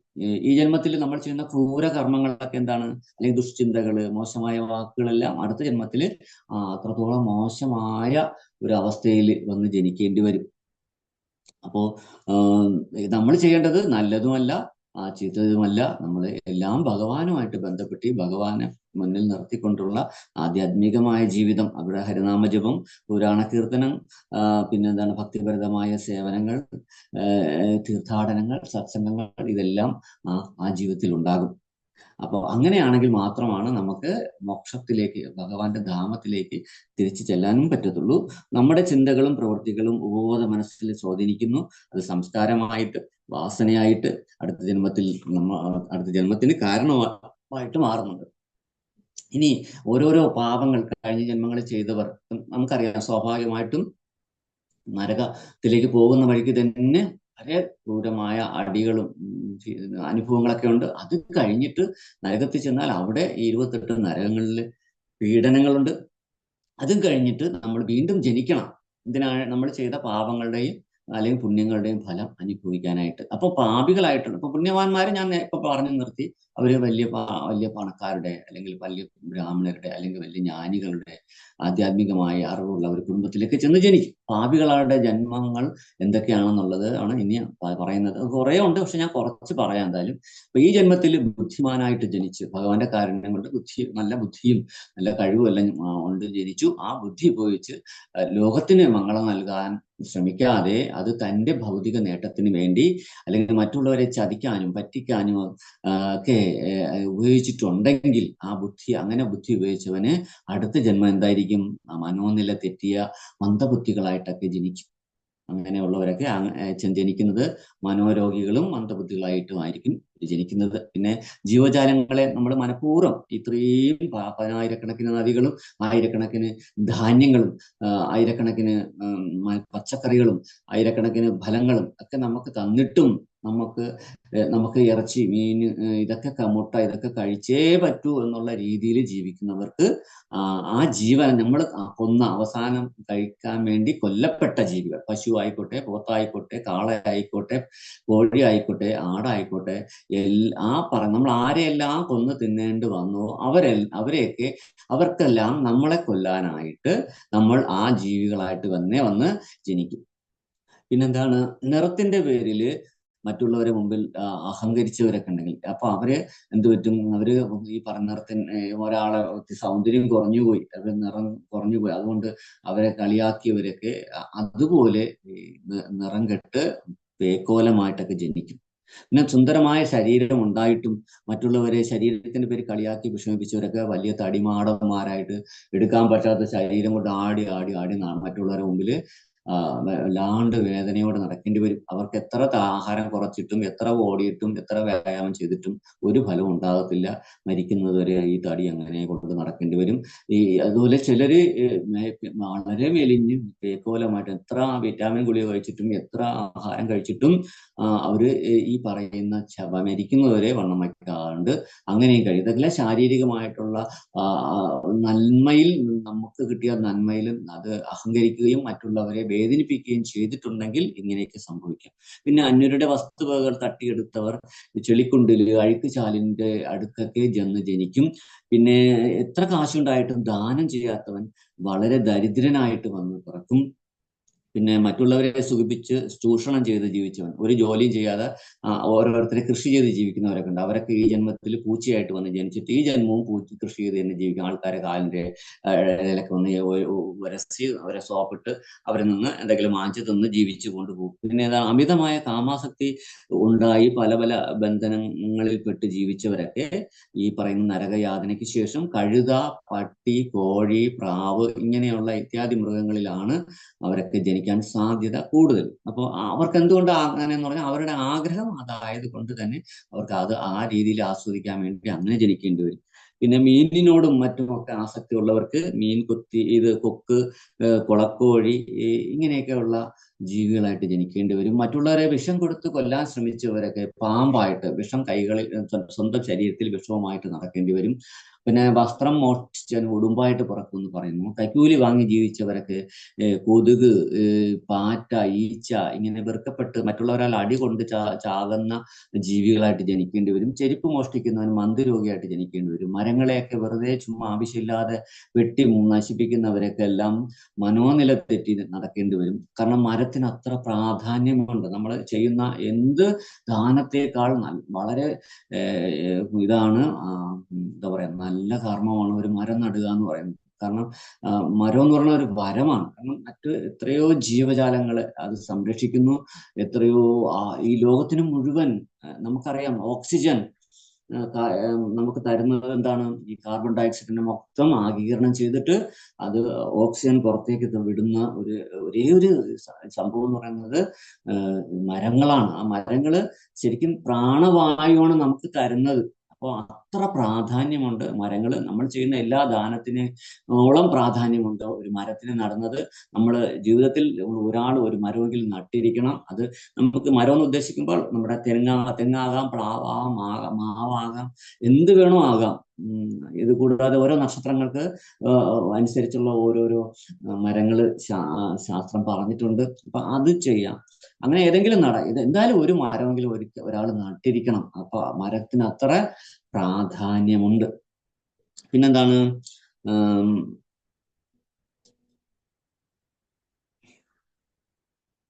പിന്നെ പാവങ്ങളെ അല്ലെങ്കിൽ വളരെ തന്നോളം ശക്തിയില്ലാത്ത സ്ത്രീകളെ, കുട്ടികളെയൊക്കെ ക്രൂരമായി മർദ്ദിക്കുന്നവരുണ്ട്. ഭർത്താക്കന്മാരായിക്കോട്ടെ, അല്ലെങ്കിൽ ഉടമസ്ഥന്മാര്, അല്ലെങ്കിൽ മറ്റേ മേലുദ്യോഗസ്ഥനായിക്കോട്ടെ, മുതലാളി ആയിക്കോട്ടെ, അങ്ങനെയൊക്കെ ചെയ്യുന്നവര് കയ്യില്ലാതെ പിറക്കേണ്ടി വരും. നിരപരാധികളായ അല്ലെങ്കിൽ മാതാപിതാക്കളെ അല്ലെങ്കിൽ ഇങ്ങനെ പാവപ്പെട്ടവരെയൊക്കെ കാല് ചവിട്ടി തൊഴിക്കുന്നവരൊക്കെ കാലില്ലാതെ ഞൊണ്ടിയായിട്ടൊക്കെ ഇഴഞ്ഞൊക്കെ നടക്കേണ്ടി വരും. അങ്ങനെയൊക്കെ ജനിക്കും. ഇതൊക്കെ പറഞ്ഞാൽ ഇങ്ങനെ തീരില്ല, ഇഷ്ടംപോലെ ഇങ്ങനെ വന്നുകൊണ്ടേയിരിക്കും. ഓരോരോ പാപം ചെയ്യുന്നതനുസരിച്ചാണ് ഓരോരുത്തർ ഓരോന്നായിട്ട് ജനിക്കുന്നത്. പിന്നെന്താണ്, ഇനി മാതാപിതാക്കളാകാൻ ഇനി കല്യാണങ്ങളൊക്കെ എന്തായാലും ഇപ്പം നമ്മൾ ഇനി പറഞ്ഞിട്ട് കാര്യമൊന്നുമില്ല. നമ്മളൊക്കെ ഈ ഗ്രൂപ്പിൽ ഏകദേശം പകുതി കൂടുതലും മധ്യ വയസ്സ് കഴിഞ്ഞവരാണ്. അപ്പോൾ ഇനി നമുക്ക് പ്രതീക്ഷയുള്ളത് പുതിയ തലമുറയോടാണ്. അപ്പൊ പുതിയ തലമുറയിൽ കല്യാണം കഴിക്കാൻ പോകുന്ന പയ്യന്മാർക്ക് അല്ലെങ്കിൽ പെൺകുട്ടികൾക്കൊക്കെ അറിയേണ്ട ചില കാര്യങ്ങളുണ്ട്. അവരെന്താ ചെയ്യണം? ശരിക്കും നമ്മൾ മനസ്സിലാക്കണം, നമ്മൾ ഈ വിശ്വചൈതന്യമായ ഭഗവത് ധാമത്തിൽ നിന്നും ഏതോ ഒരു ദുഃഖ നിമിഷത്തിൽ ഭഗവാനോട് തോന്നിയ ഒരു അസൂയ, ഒരു ഈർഷ്യ, ഭഗവാൻ ഇങ്ങനെ സന്തോഷിക്കുന്നു, ഭഗവാൻ മറ്റുള്ളവരെല്ലാം സന്തോഷിപ്പിക്കുന്നു, ഭഗവാൻ ഭയങ്കരമായിട്ട് ആസ്വദിക്കുന്നു, എന്തുകൊണ്ട് എന്നെ ആരും ഇങ്ങനെ ആസ്വദിപ്പിക്കുന്നില്ല, എന്തുകൊണ്ട് എനിക്കിങ്ങനെ ആസ്വദിക്കാൻ കഴിയുന്നില്ല എന്ന് തോന്നിയ ആ ഒരു നിമിഷം നമ്മൾ ഭഗവാന്റെ ധാമത്തിൽ നിന്നും സ്വയം ആസ്വദിച്ചോളൂ എന്നുള്ള ആ ഭഗവാന്റെ താല്പര്യത്തോടു കൂടി നമ്മൾ ഈ ഭൗതിക ലോകത്തേക്ക് വന്ന് ഇവിടെ സ്വയം ആസ്വദിക്കാൻ ശ്രമിക്കുന്നുണ്ട്. പക്ഷേ നമുക്കറിയാം, സെൻട്രൽ ജയിലിൽ ചെന്ന് കടന്നിട്ട് നമുക്ക് സുഖം വേണമെന്ന് ചോദിച്ചാൽ ഒരിക്കലും കിട്ടില്ല. കാരണം ഇത് ദുഃഖാലയമാണ്, അശാശ്വതമാണ്. ഇവിടെ ഒന്നും ശാശ്വതമല്ല, ദുഃഖത്തിന്റെ ആലയമാണ്. സുഖം പ്രതീക്ഷിക്കേ വേണ്ട. പിന്നെ വല്ലപ്പോഴേക്കും ചെറിയ ചെറിയ ബോണസ് പോലെ എന്തെങ്കിലും സുഖങ്ങൾ കിട്ടിക്കൊണ്ടിരിക്കില്ലെന്നല്ല. പക്ഷെ ശാശ്വതമായിട്ട് നോക്കിക്കഴിഞ്ഞാൽ ഇവിടെ ഓരോ സുഖത്തിന്റെ പുറകിലും ഓരോ ദുഃഖങ്ങൾ പതിയിരിക്കുന്നുണ്ടെന്നുള്ളതാണ് സത്യം. എന്തായാലും നമ്മൾ 84 ലക്ഷം ജീവവർഗങ്ങളിലൂടെ മനുഷ്യജന്മത്തിലെത്തി.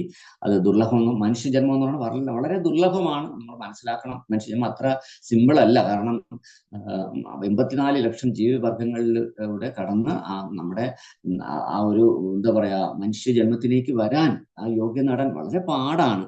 അപ്പോ മനുഷ്യാനാം സഹസ്രേഷു കശ്ചിത്, അങ്ങനെ മനുഷ്യനായിട്ട് വരുന്നവർ തന്നെ ആയിരക്കണക്കിന് ടൈപ്പ് ആൾക്കാരുണ്ട് ഇവിടെ ഈ ഭൂമിയിൽ. അപ്പൊ അതിൽ തന്നെ നമ്മളിപ്പം ഉദാഹരണം ഇപ്പൊ അന്റാർട്ടിക്ക, ആഫ്രിക്ക, അല്ലെങ്കിൽ സഹാറ മരുഭൂമിയിൽ അല്ലെങ്കിൽ ഗൾഫ് രാജ്യങ്ങളൊക്കെ ജീവിച്ചവരുടെ അവസ്ഥ ഒന്ന് ആലോചിച്ചു. അവർക്ക് ഈശ്വരനെ കുറിച്ച് എന്തെങ്കിലും ഒരു ഐഡിയ ഉണ്ടോ? അവര് ഇപ്പൊ ആഫ്രിക്കൻ വനാന്തരങ്ങളിലൊക്കെ ജീവിക്കുന്നവർ മൃഗങ്ങളെ പോലെ തന്നെയാണ്. അന്റാർട്ടിക്കയിൽ പോയാലും ഈ പറഞ്ഞ പോലെ വലിയ വ്യത്യാസമൊന്നുമില്ല.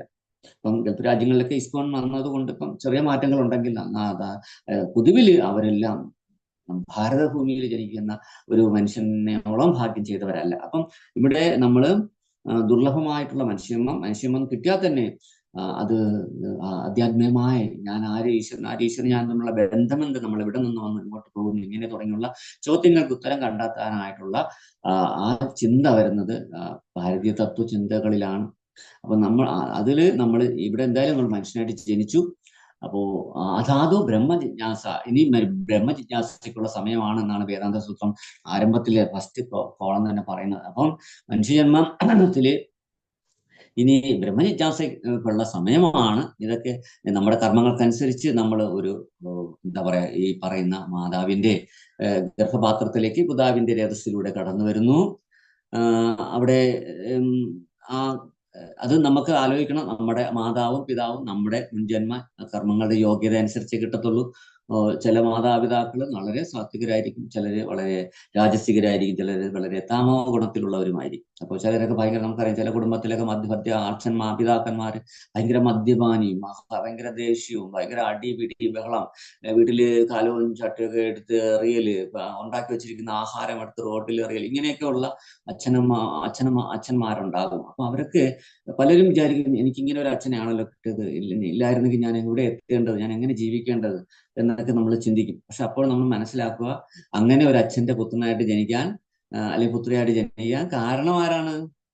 അതും നമ്മൾ തന്നെയാണ്. കാരണം നമുക്ക് അതിനുള്ള അർഹതയെ ഉള്ളൂ. നമ്മുടെ കഴിഞ്ഞ ജന്മത്തിലെ പ്രവൃത്തികൾ കാരണമാണ് നമുക്ക് അങ്ങനെ ഒരു അച്ഛന്റെയും അമ്മയുടെയും പുത്രനായിട്ട് ജനിക്കേണ്ടി വന്നത്. അല്ലെങ്കിൽ നമ്മൾ ടാറ്റയുടെയും അംബാനിയുടെയും അദാനിയുടെയൊക്കെ കുടുംബത്തിലെങ്കിലോ അല്ലെങ്കിൽ അതുപോലെയുള്ള വലിയ പണക്കാരുടെയൊക്കെ കുടുംബത്തിലോ അല്ലെങ്കിൽ വലിയ ബ്രാഹ്മണ അല്ലെങ്കിൽ വലിയ ഭക്തന്മാരായിട്ടുള്ള അല്ലെങ്കിൽ ശാന്തി സമാധാനവും തരുന്ന ഒരു മാതാപിതാക്കളുടെ മക്കളായിട്ട് ജനിക്കും. അതുപോലെ ചില മക്കള് കാരണം ഇതുപോലെ തന്നെ തിരിച്ചും സംഭവിക്കും. ചില മക്കള് മുൻജന്മ ശത്രുക്കളായിട്ട് മക്കളാണ് പുത്രന്മാരായിട്ട് വന്ന് പിറക്കുന്നു എന്ന് പറയുന്നു.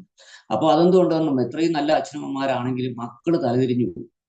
മൊത്തം പ്രശ്നങ്ങളാണ്, എല്ലാം ബഹളങ്ങളാണ്, മദ്യപാനം, കഞ്ചാവ് കടത്ത് കേസ്, പോലീസ് വഴക്ക്, കോടതി, ഇങ്ങനെ ജീവിതത്തിൽ ഒരു സമാധാനവും മക്കള് കൊടുക്കാത്ത മാതാപിതാക്കളുണ്ട്. അവർക്ക് അവസാനം ചിലരൊക്കെ ആത്മഹത്യ വരെ ചെയ്യും ഈ മക്കൾ കാരണം.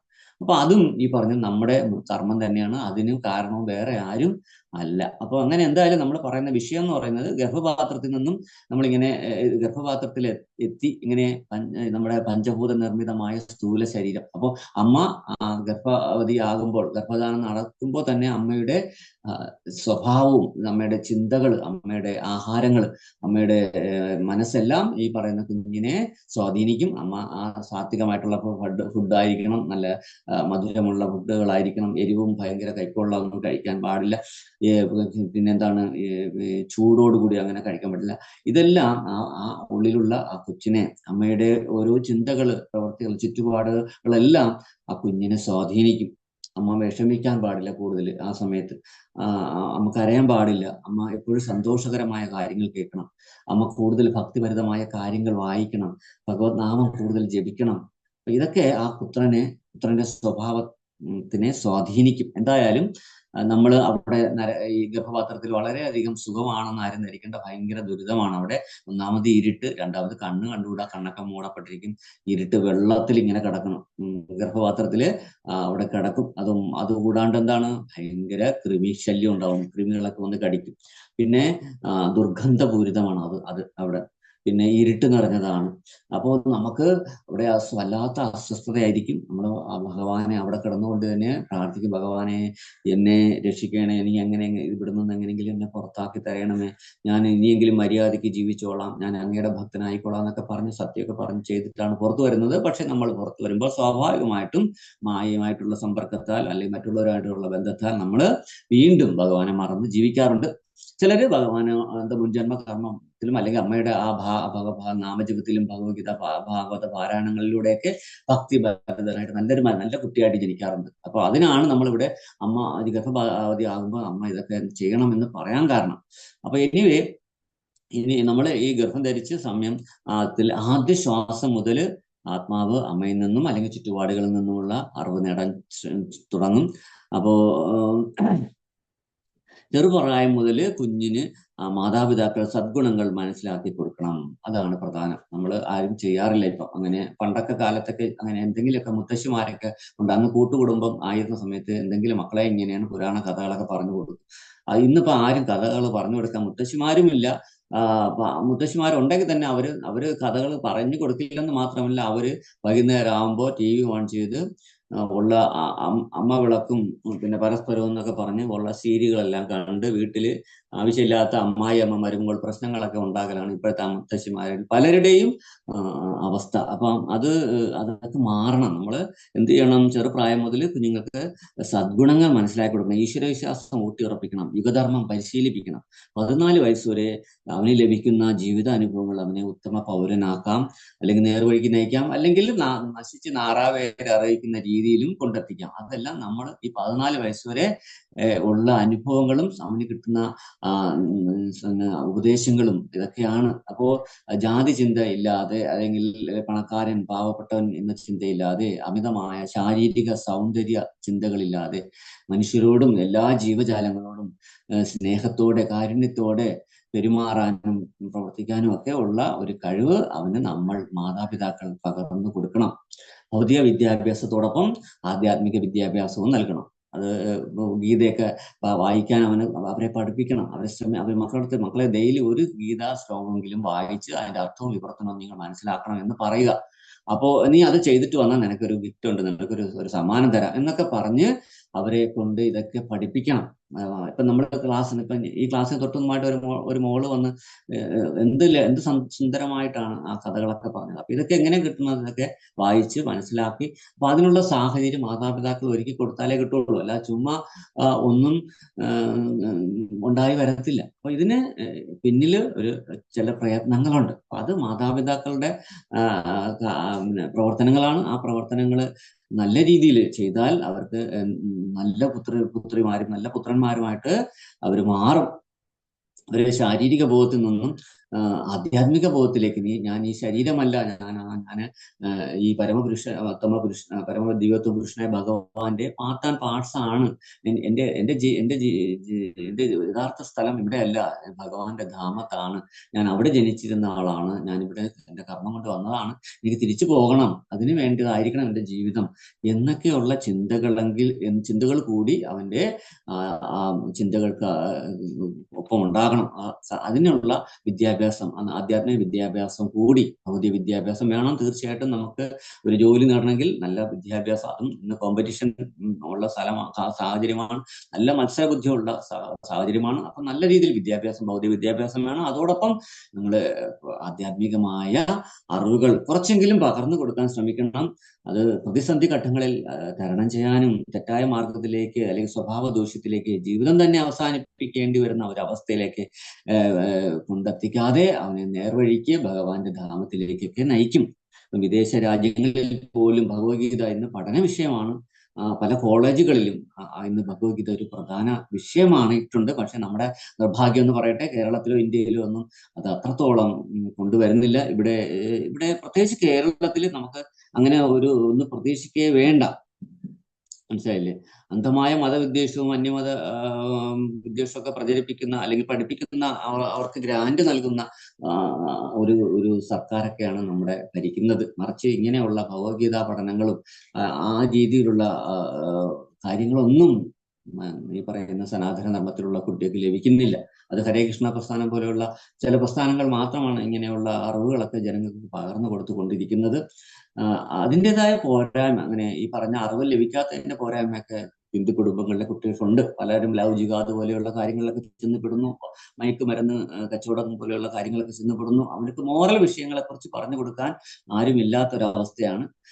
അപ്പോ ഭഗവത്ഗീത പഠനം വളരെ ലോകത്തിന് ശാന്തിയും സമാധാനവും കൊടുക്കുന്ന ഒരു വിഷയമാണ്. അതിന് ഒന്നും നമ്മുടെ സർക്കാരുകൾ ഒന്നും ചെയ്യുന്നില്ല. അപ്പോ എന്തായാലും നമ്മളിപ്പോ അതൊക്കെ പറഞ്ഞ് നമ്മൾ വിഷമിക്കേണ്ട, നമ്മളെ കൊണ്ട് ചെയ്യാൻ പറ്റുന്നത് ചെയ്യുക എന്നുള്ളതാണ്.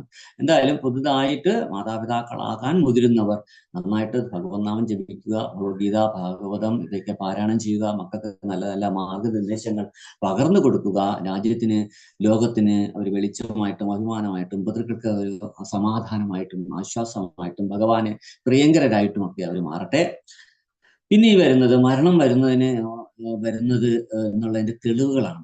അതിപ്പോ ഒരാൾക്ക് മരണം വരുന്നതിന്റെ ഒരു 6-7 മാസം അല്ലെങ്കിൽ കുറച്ചു കാലം മുമ്പ് മുതൽ വല്ലാണ്ട് നരയ്ക്കും, തലമുടിയൊക്കെ നരയ്ക്കും, പല്ല് കൊഴിയും, കാഴ്ച നശിക്കും, കേൾവി പോകും, പിന്നെ കഫപിത്തവാതങ്ങൾ വല്ലാതെ പിടികൂടും, ശരീരത്തിൽ പല പല പാടുകളൊക്കെ ഉണ്ടാകും.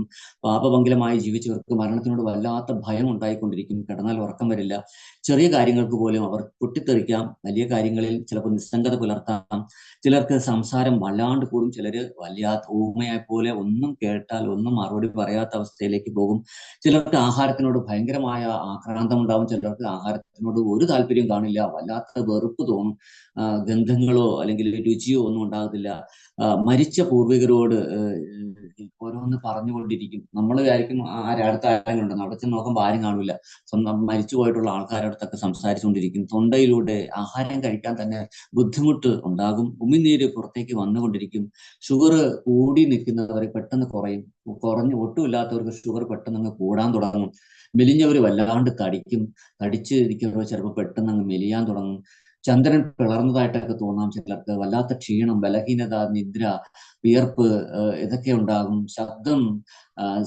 എന്താ പറയുക ശ്രവിക്കാൻ കഴിയാതെ ആ ഒരു അവസ്ഥ വരും, ദീർഘകാലമായ ചില ഉറക്കങ്ങളൊക്കെ അവർക്കുണ്ടാകും, മൂക്കിൽ നിന്ന് വല്ലാത്ത ശബ്ദങ്ങളൊക്കെ പുറപ്പെടുവിക്കും, സ്വന്തം നിഴലിൽ തന്നെ അവർക്ക് അവ്യക്തമായിട്ടും തലയില്ലാത്തതുപോലെയൊക്കെ തോന്നും, കണ്ണാടിയിൽ മുഖം നോക്കുമ്പോൾ പേടി തോന്നും അവർക്ക്, കണ്ണീർ കനീഭവിച്ച് ഇങ്ങനെ കണ്ണിന്റെ ആ പോളയിൽ വന്ന് ഇങ്ങനെ ഇരിക്കും, ശ്വസനം കുറഞ്ഞു കുറഞ്ഞ് ശ്വസിക്കാൻ പറ്റാത്ത ഒരവസ്ഥയിലേക്ക് വരും, ശരീരം തണുത്തു വരും, കണ്ണുകൾ മേളിലേക്ക് മറയും, എന്ന് മാത്രമല്ല ചിലരൊക്കെ വിദൂരതയിലേക്ക് നോക്കിക്കൊണ്ട് കിടക്കും, മലമൂത്രാദികൾ അറിയാതെ വിസർജിക്കാം, വികൃതമായ ശബ്ദങ്ങൾ പുറപ്പെടുവിക്കാം, വലിഞ്ഞു മുറുകി ദേഹത്തെ കള്ളി മാന്തിക്കൊണ്ടൊക്കെ മരിക്കാം. ഇങ്ങനെ ഏറ്റവും കൂടുതൽ ഉപയോഗിച്ച ഇന്ദ്രിയം വഴിയാണ് ഇവരുടെ ആത്മാക്കള് പുറത്തേക്ക് പോകുന്നത്.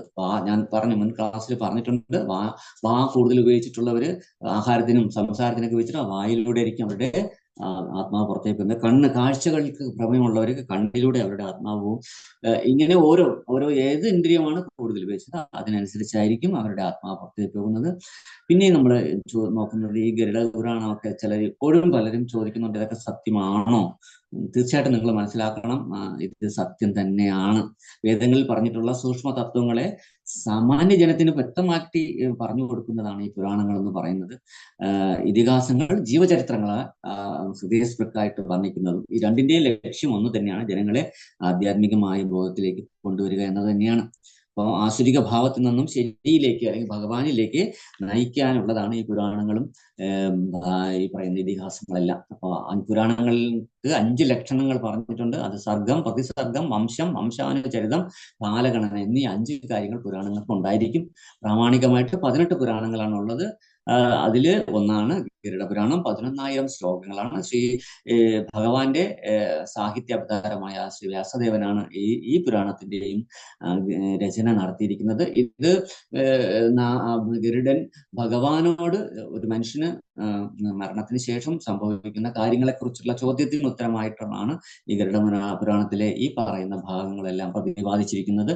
ഇതിലെ വർണ്ണനകളെല്ലാം, നരക വർണ്ണനകളൊക്കെ സത്യമാണോ എന്ന് നമുക്ക് പലപ്പോഴും ചിലർക്കൊക്കെ സംശയം തോന്നാം. കാരണം അവർക്ക് അതത്ര അങ്ങ് വിശ്വസിക്കാൻ പറ്റുന്നില്ല. കാരണം വിശ്വസിച്ചു കഴിഞ്ഞാൽ അവർക്ക് പേടിയാണ്. കാരണം വിശ്വസിച്ചില്ലെങ്കിൽ പിന്നെ പേടിക്കണ്ടല്ലോ. കാരണം അവർ ചെയ്യുന്നതെല്ലാം പാപകർമ്മങ്ങളാണ്. അപ്പം പിന്നെ വിശ്വസിക്കാതിരിക്കുകയല്ലേ അവർക്ക് നിവൃത്തിയുള്ളൂ. പക്ഷെ എന്തായാലും മനസ്സിലാക്കണം, വാള് പോലുള്ള കൂർത്ത അഗ്രത്തോടു കൂടിയുള്ള പുല്ലുകൾക്കിടയിലൂടെ നമ്മളെ വലിച്ചിഴിച്ച് കൊണ്ടുപോകുമ്പോൾ ദേഹമെല്ലാം ഇങ്ങനെ മുറിഞ്ഞ് ചോര പാർന്നൊഴുകും. അതുപോലെ കത്തി തിളച്ചു മറിയുന്ന ഇരുമ്പ് പ്രതിമയെ ഈ കാമത്തിൽ ഉള്ള ആൾക്കാരെ കൊണ്ട് അലിംഗനം ചെയ്യിപ്പിക്കുന്നത്, കഫപിത്ത മലങ്ങൾ, പഴുപ്പ്, മൂത്രമൊക്കെ നിറഞ്ഞ വൈതരണി നദിയിലേക്ക് കൊണ്ട് തള്ളുന്നത്, പിന്നെന്താണ് മദ്യപാനികളെ ഉരുക്കിയ ലോഹം വയലിലേക്ക് ഒഴിച്ചു കൊടുക്കുന്നത്, ഇങ്ങനെയൊക്കെ ഉള്ള കാര്യങ്ങൾ എന്താ പറയുക പാപികൾക്കുള്ള ശിക്ഷയുടെ പല രൂപത്തിലുള്ള വർണ്ണനകളാണ്. അപ്പോ അത് പുണ്യപാപത്തിന്റെ തലത്തിൽ മനുഷ്യനെ സന്മാർഗത്തിലേക്ക് നയിക്കാൻ ഈ കാര്യങ്ങൾ നമ്മളെ ബോധ്യപ്പെടുത്തി തരികയാണ്. അതെഴുതിയ വ്യാസൻ ഭഗവാന്റെ സാഹിത്യ അവതാരവുമാണ്. എന്തായാലും ഗരുഡപുരാണം വായിക്കുന്നവരെങ്കിലും അല്ലെങ്കിൽ കേൾക്കുന്നവരെങ്കിലും തെറ്റായ ജീവിതപാത പിന്തുടരാതെ ശരിയായ പാത തിരഞ്ഞെടുക്കാൻ ശ്രമിക്കും. അത് ഉറപ്പാണ്. ഭഗവത് നാമം ജപിക്കുന്നവര് ഭക്തിയുടെ ഭഗവത് സേവനത്തിലേക്ക് വരും. അതിന് ഗരുഡപുരാണം വായിക്കണം. മരണാനന്തരം നമുക്ക് സംഭവിക്കുന്ന കാര്യങ്ങൾ എന്തൊക്കെയാണ് എന്ന് അറിയുന്നവന് ജീവിതത്തെ നേരായ വഴിയിലേക്ക് കൊണ്ടുപോകാനാകും. മരണാനന്തരം 13 ദിവസം വീട്ടിൽ ഗരുഡപുരാണം വായിക്കുന്നത് നല്ലതാണ്. ആ സമയത്ത് ഇത് കേൾക്കുമ്പോൾ കൂടുതൽ നമുക്ക് അത് ഉൾക്കൊള്ളാൻ പറ്റും. കൂടുതൽ ആൾക്കാർക്ക് അത് കാര്യങ്ങൾ മനസ്സിലാക്കാൻ പറ്റും. പിന്നെന്താണ്, മോക്ഷപ്രാപ്തിയെക്കുറിച്ച് മനസ്സിലാക്കാം, ജീവന്റെ ഈ മരണത്തിന്റെയും രഹസ്യത്തെക്കുറിച്ച് മനസ്സിലാക്കാം. ഇത് വായിക്കുന്നവനും കേൾക്കുന്നവനും ഒക്കെ പിതൃക്കളുടെ ഒരു അനുഗ്രഹം ലഭിക്കും. മരിച്ച ആത്മാവിനും സദ്ഗതി ലഭിക്കും. പാപഭംഗിലമായ ജീവിതം നമ്മെ നരകങ്ങളിലേക്ക് എത്തിക്കുമെന്ന് അറിയുന്നത് കൊണ്ട് തന്നെ നാം അവയൊക്കെ നിർത്തി ഭക്തിമാർഗത്തിലേക്ക് തിരിയാൻ ഗരുഡപുരാണം മനുഷ്യനെ സഹായിക്കും. പിന്നെ ഈ മരണം വരുമ്പോൾ നമുക്ക് പ്രകൃതിക്ക് വരുന്ന മാറ്റങ്ങൾ എന്തൊക്കെയാണെന്നുള്ളതാണ്. മരണം വരുമ്പോൾ നായ്ക്കൾ വല്ലാണ്ട് ഓരിയിടും, പശുക്കളൊക്കെ വല്ലാതെ പേടിച്ചമറും, കയറൊക്കെ പൊട്ടിച്ച് ഓടാൻ ശ്രമിക്കും, പക്ഷികളൊക്കെ ചിറകടിച്ച് പറന്നു ഉയരും. അപ്പൊ ഇങ്ങനെ പ്രകൃതിയിൽ മൊത്തം ഒരു വല്ലാത്ത ഒരു മ്ലാനത, ഒരു മാറ്റം ആ സമയത്ത് ഉണ്ടാകാം. പിന്നെ വ്യത്യസ്തമായ ജന്മങ്ങൾ, പുണ്യവാന്മാർ വലിയ പണക്കാരുടെ അല്ലെങ്കിൽ ഭക്തന്മാരുടെ കുടുംബത്തിൽ ഒക്കെ ജനിക്കും. പാപികൾ ദാരിദ്ര്യം, രോഗം, ദുരിതം ഒക്കെ നിറഞ്ഞ കുടുംബത്തിൽ വികലാംഗരായിട്ടൊക്കെ ജനിക്കും. മഹാപാപികളായിട്ടുള്ളവര് മൃഗങ്ങൾ, പുഴുക്കൾ, കൃമികളായിട്ടൊക്കെ ജനിക്കും. കഴിഞ്ഞ ജന്മത്തിൽ ആധ്യാത്മിക ജീവിതം പൂർത്തിയാക്കാൻ പറ്റാത്തവര് കുറച്ചു കാലത്തേക്ക് മാത്രം വീണ്ടും ഈ ഭൂമിയിലേക്ക് വരും, അവരുടെ അത് പൂർത്തിയാക്കാൻ വേണ്ടി. നമുക്ക് അങ്ങനെ അറിയാം, ചെറുപ്പത്തിലേ മരിക്കുന്ന ചില ആൾക്കാരൊക്കെ അവരൊക്കെ ഈശ്വരാനുഗ്രഹം ഉള്ളവരുടെ കൂട്ടത്തിലാണ്. അങ്ങനെയുള്ളവരുടെ വാക്കുകൾ മറ്റുള്ളവർക്ക് ശാന്തിയും സമാധാനവും നൽകുന്നതായിരിക്കും. അവർ ഏതവസ്ഥയിലും സംതൃപ്തരായിരിക്കും.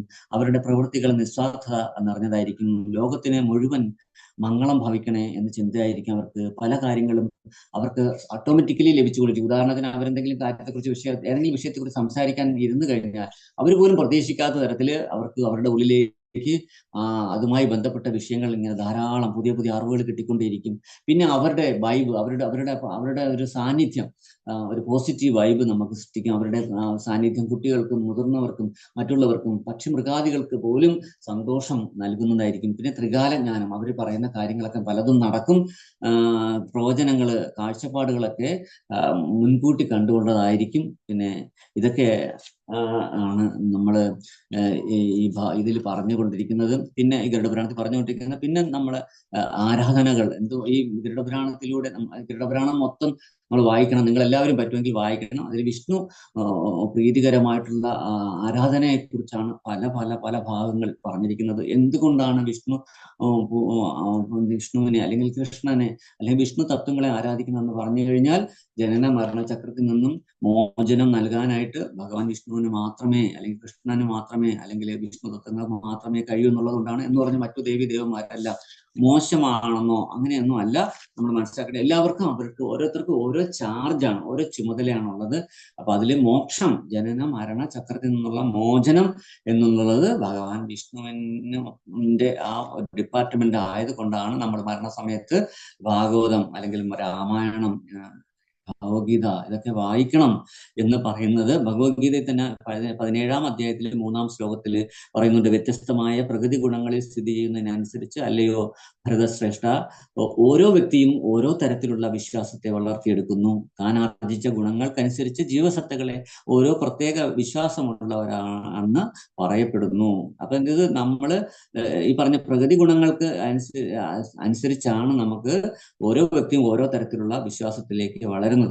അപ്പോൾ നമുക്ക് ഇവിടെ നിന്ന് കിട്ടുന്ന ആ ഗുണങ്ങളും ഒക്കെ നമ്മുടെ വിശ്വാസത്തെ സ്വാധീനിക്കാം. ഇപ്പൊ ഗരുഡപുരാണമൊക്കെ വായിക്കുമ്പോൾ സ്വാഭാവികമായിട്ട് നമുക്ക് കാര്യങ്ങൾ മനസ്സിലാവുകയും നമ്മൾ വിഷ്ണു ഭക്തിയിലേക്ക് ഉയരുകയും വേണം. അതിന് ധാരാളം വിഷ്ണുവിനെ സ്തുതിക്കുന്ന, വിഷ്ണുവിനെ ആരാധിക്കുന്ന ഒത്തിരി സ്ഥലങ്ങൾ ഈ ഗരുഡപുരാണത്തിലുണ്ട്. അപ്പൊ അത് ഗരുഡപുരാണം വായിക്കുന്നത് കൊണ്ട് തന്നെ നിങ്ങൾ ഈ പറയുന്ന മറ്റു ദേവീ ദേവന്മാരുടെ ആ ഒരു വിശ്വാസം നിലനിർത്തിക്കൊണ്ട് തന്നെ വിഷ്ണു ആരാണെന്ന് മനസ്സിലാക്കാനും വിഷ്ണുവിനെ ആരാധിക്കേണ്ടത് ആവശ്യകതയെക്കുറിച്ച് മനസ്സിലാക്കാനും ഒക്കെ കഴിയും. 17-ാം അധ്യായത്തിൽ തന്നെ 4-ാമത്തെ ശ്ലോകത്തിൽ പറയുന്നുണ്ട്, സാത്വികരായ ജനങ്ങൾ ദേവന്മാരെയും രാജസ സ്വഭാവികൾ അസുരന്മാരെയും തമോഗുണ പ്രധാനികൾ ഭൂതപ്രേതാദികളെയും ആരാധിക്കുന്നു എന്ന് പറയുന്നു. അപ്പൊ സാത്വികരായിട്ടുള്ള ആൾക്കാരൊക്കെ ദേവന്മാരെ ആരാധിക്കും. അപ്പോ അസുരന്മാരെ ആരാധിക്കുന്ന ആരാണ്? രജോ ഗുണത്തിലുള്ളവരാണ്. തമോ ഗുണത്തിലുള്ളവരാണെങ്കിൽ ഭൂതപ്രേതാദികളെയും ആരാധിക്കും. അപ്പൊ പിന്നെ കൃഷ്ണന്റെ ഭക്തര് ആരാണെന്നുള്ള ചോദ്യം ഇവിടെ വരും. അപ്പോ അവിടെ നമ്മൾ മനസ്സിലാക്കണം, ശുദ്ധ സാത്വികർ അവരാണ് വിഷ്ണുവിനെ അല്ലെങ്കിൽ കൃഷ്ണനെ ആരാധിക്കുന്നത്. അവർ ഈ 3 ഗുണത്തിനും ഉപരിയാണ്. ഗുണ്യോ ഭവാർജുന എന്ന് കൃഷ്ണൻ അർജുനോട് പറയുന്നത് മനസ്സിലാക്കണം. ഈ 3 ഗുണത്തിനും ഉപരിയാകണം. ഈ 3 ഗുണവും നിങ്ങളെ 3 തരം ചങ്ങലയാണ്, സ്വർണം, വെള്ളി, ഇരുമ്പ് എന്ന് പറഞ്ഞ പോലെ. അപ്പൊ ഈ 3 ഗുണങ്ങളിൽ നിന്നും ഉപരിയാണ് വിശുദ്ധ സത്വം. അപ്പൊ അവിടെ ഭഗവാൻ വിഷ്ണുവിനെ അല്ലെങ്കിൽ കൃഷ്ണനെ അല്ലെങ്കിൽ വിഷ്ണു തത്വങ്ങളെ ആരാധിക്കണം. അല്ലെങ്കിൽ ത്രിഗുണങ്ങളുടെ മാലിന്യം നമ്മളെ ബാധിക്കാൻ ഇടയുണ്ട്. പിന്നെ ഹൃദയം സാത്വിക ഗുണബാധിതനാണെങ്കിൽ വിശ്വാസവും സാത്വികമായിരിക്കും.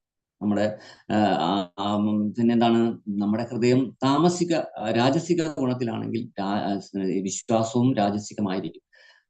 താമസിക ഗുണത്തിലാണെങ്കിൽ വിശ്വാസവും താമസിക ഗുണത്തിലായിരിക്കും. അപ്പൊ അത് നമ്മുടെ ഹൃദയം എങ്ങനെ വരുന്നു, നമ്മുടെ ഹൃദയം അങ്ങനെ ആകണമെങ്കിൽ നമ്മുടെ അറിവുകൾ, നമ്മൾ നേടുന്ന വാസനകൾ, സംസ്കാരമെല്ലാം ആ രീതിയിൽ എത്തണം. അതിന് നമ്മൾ ഗരുഡപുരാണം അടക്കമുള്ള പുരാണങ്ങൾ വായിക്കണം. വായിച്ചാൽ മാത്രമേ നമുക്ക് ഈ പറഞ്ഞ ഇതിന്റെ പ്രാധാന്യങ്ങളൊക്കെ മനസ്സിലാക്കാൻ പറ്റത്തുള്ളൂ. അപ്പോ നമുക്കറിയാം, ചിലർക്കൊക്കെ ഭഗവാന്റെ കൃഷ്ണന്റെ അമ്പലത്തിൽ പോയാൽ ഭക്തി ചിലർക്ക് വരില്ല.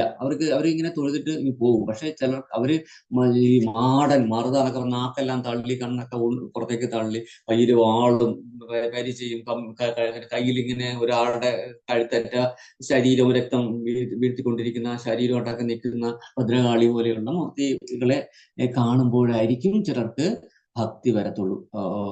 അപ്പൊ എന്താണ്, അവരുടെ ഗുണം രാജസികമായ തലത്തിലാണ്. ചിലർക്കാണെങ്കിലോ ഈ പറയുന്ന പിന്നെ പൊങ്കാല വാരി ദേഹത്തടിക്കല്, പിന്നെ ഈ ശൂലം കുത്തല്, ഇങ്ങനെ ഗരുഡൻ തൂക്കം, ഇങ്ങനെയൊക്കെയുള്ള ആ രീതിയിലുള്ള ആരാധന കാണുമ്പോഴാണ് അവർക്ക് ഭക്തി വരുന്നത്. ഇനി ചിലരാണെങ്കിലോ സാത്താൻ സേവ പോലെയുള്ള, അല്ലെങ്കിൽ പ്രേതങ്ങളെ ഉപാസിക്കും. നമ്മുടെ ഗ്രാമങ്ങളിലൊക്കെ, ഉൾനാടൻ ഗ്രാമങ്ങളിൽ, ഭാരതത്തിന്റെ പല സ്ഥലങ്ങളിൽ, മധുര പോലെയുള്ള സ്ഥലങ്ങളിലൊക്കെ പ്രേതഭൂത പിശാചുക്കളെയൊക്കെ ആരാധിക്കുന്ന ഗ്രൂപ്പുകളുണ്ട്. അത് ഉത്തരേന്ത്യയിലും ഉണ്ട്.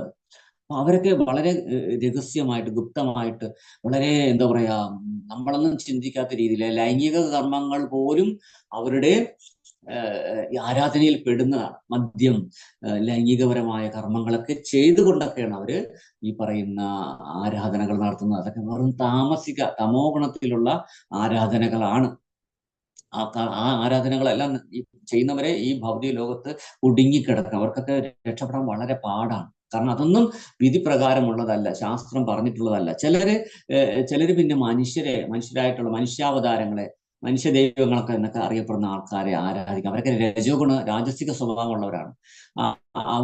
അവര് അങ്ങനെയുള്ളവരെ, ഒരു ശാസ്ത്രത്തിലും പറഞ്ഞിട്ടില്ലാത്ത വ്യക്തികളെ ഈശ്വരനാണെന്ന് അവരും അല്ലെങ്കിൽ അവരുടെ ഫോളോവേഴ്സ് പറഞ്ഞത് കേട്ടത് കൊണ്ട് മാത്രം ചുമ്മാ ഒരു ശാസ്ത്രത്തിന്റെയും പിൻബലമില്ലാതെ, ഇപ്പൊ ഭഗവാൻ കൃഷ്ണൻ ആരാണെന്ന് നമുക്ക് ശാസ്ത്രങ്ങളിലുണ്ട്. ഈവൻ ചൈതന്യ മഹാപ്രഭുവിനെ കുറിച്ച് 18 പുരാണങ്ങളിലും ചൈതന്യ മഹാപ്രഭുവിനെ കുറിച്ച് പറഞ്ഞിട്ടുണ്ട്.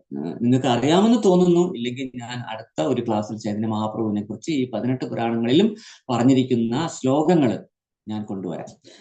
അപ്പോ നമ്മളല്ലാതെ ചുമ്മാ അല്ല നമ്മൾ ഈ ഹരേ കൃഷ്ണ മിഷൻ ചൈതന്യ മഹാപ്രഭുവിനെ, നിത്യാനന്ദ പ്രഭുവിനെ, അദ്വൈതാചാര്യരെയും പിന്നെ ഈ ശ്രീവാസ്തവ ഠാക്കൂറിനെയൊക്കെ ആരാധിക്കുന്നത്. അതൊക്കെ ശാസ്ത്രങ്ങളിൽ പറഞ്ഞിട്ടുള്ള കാര്യമാണ്.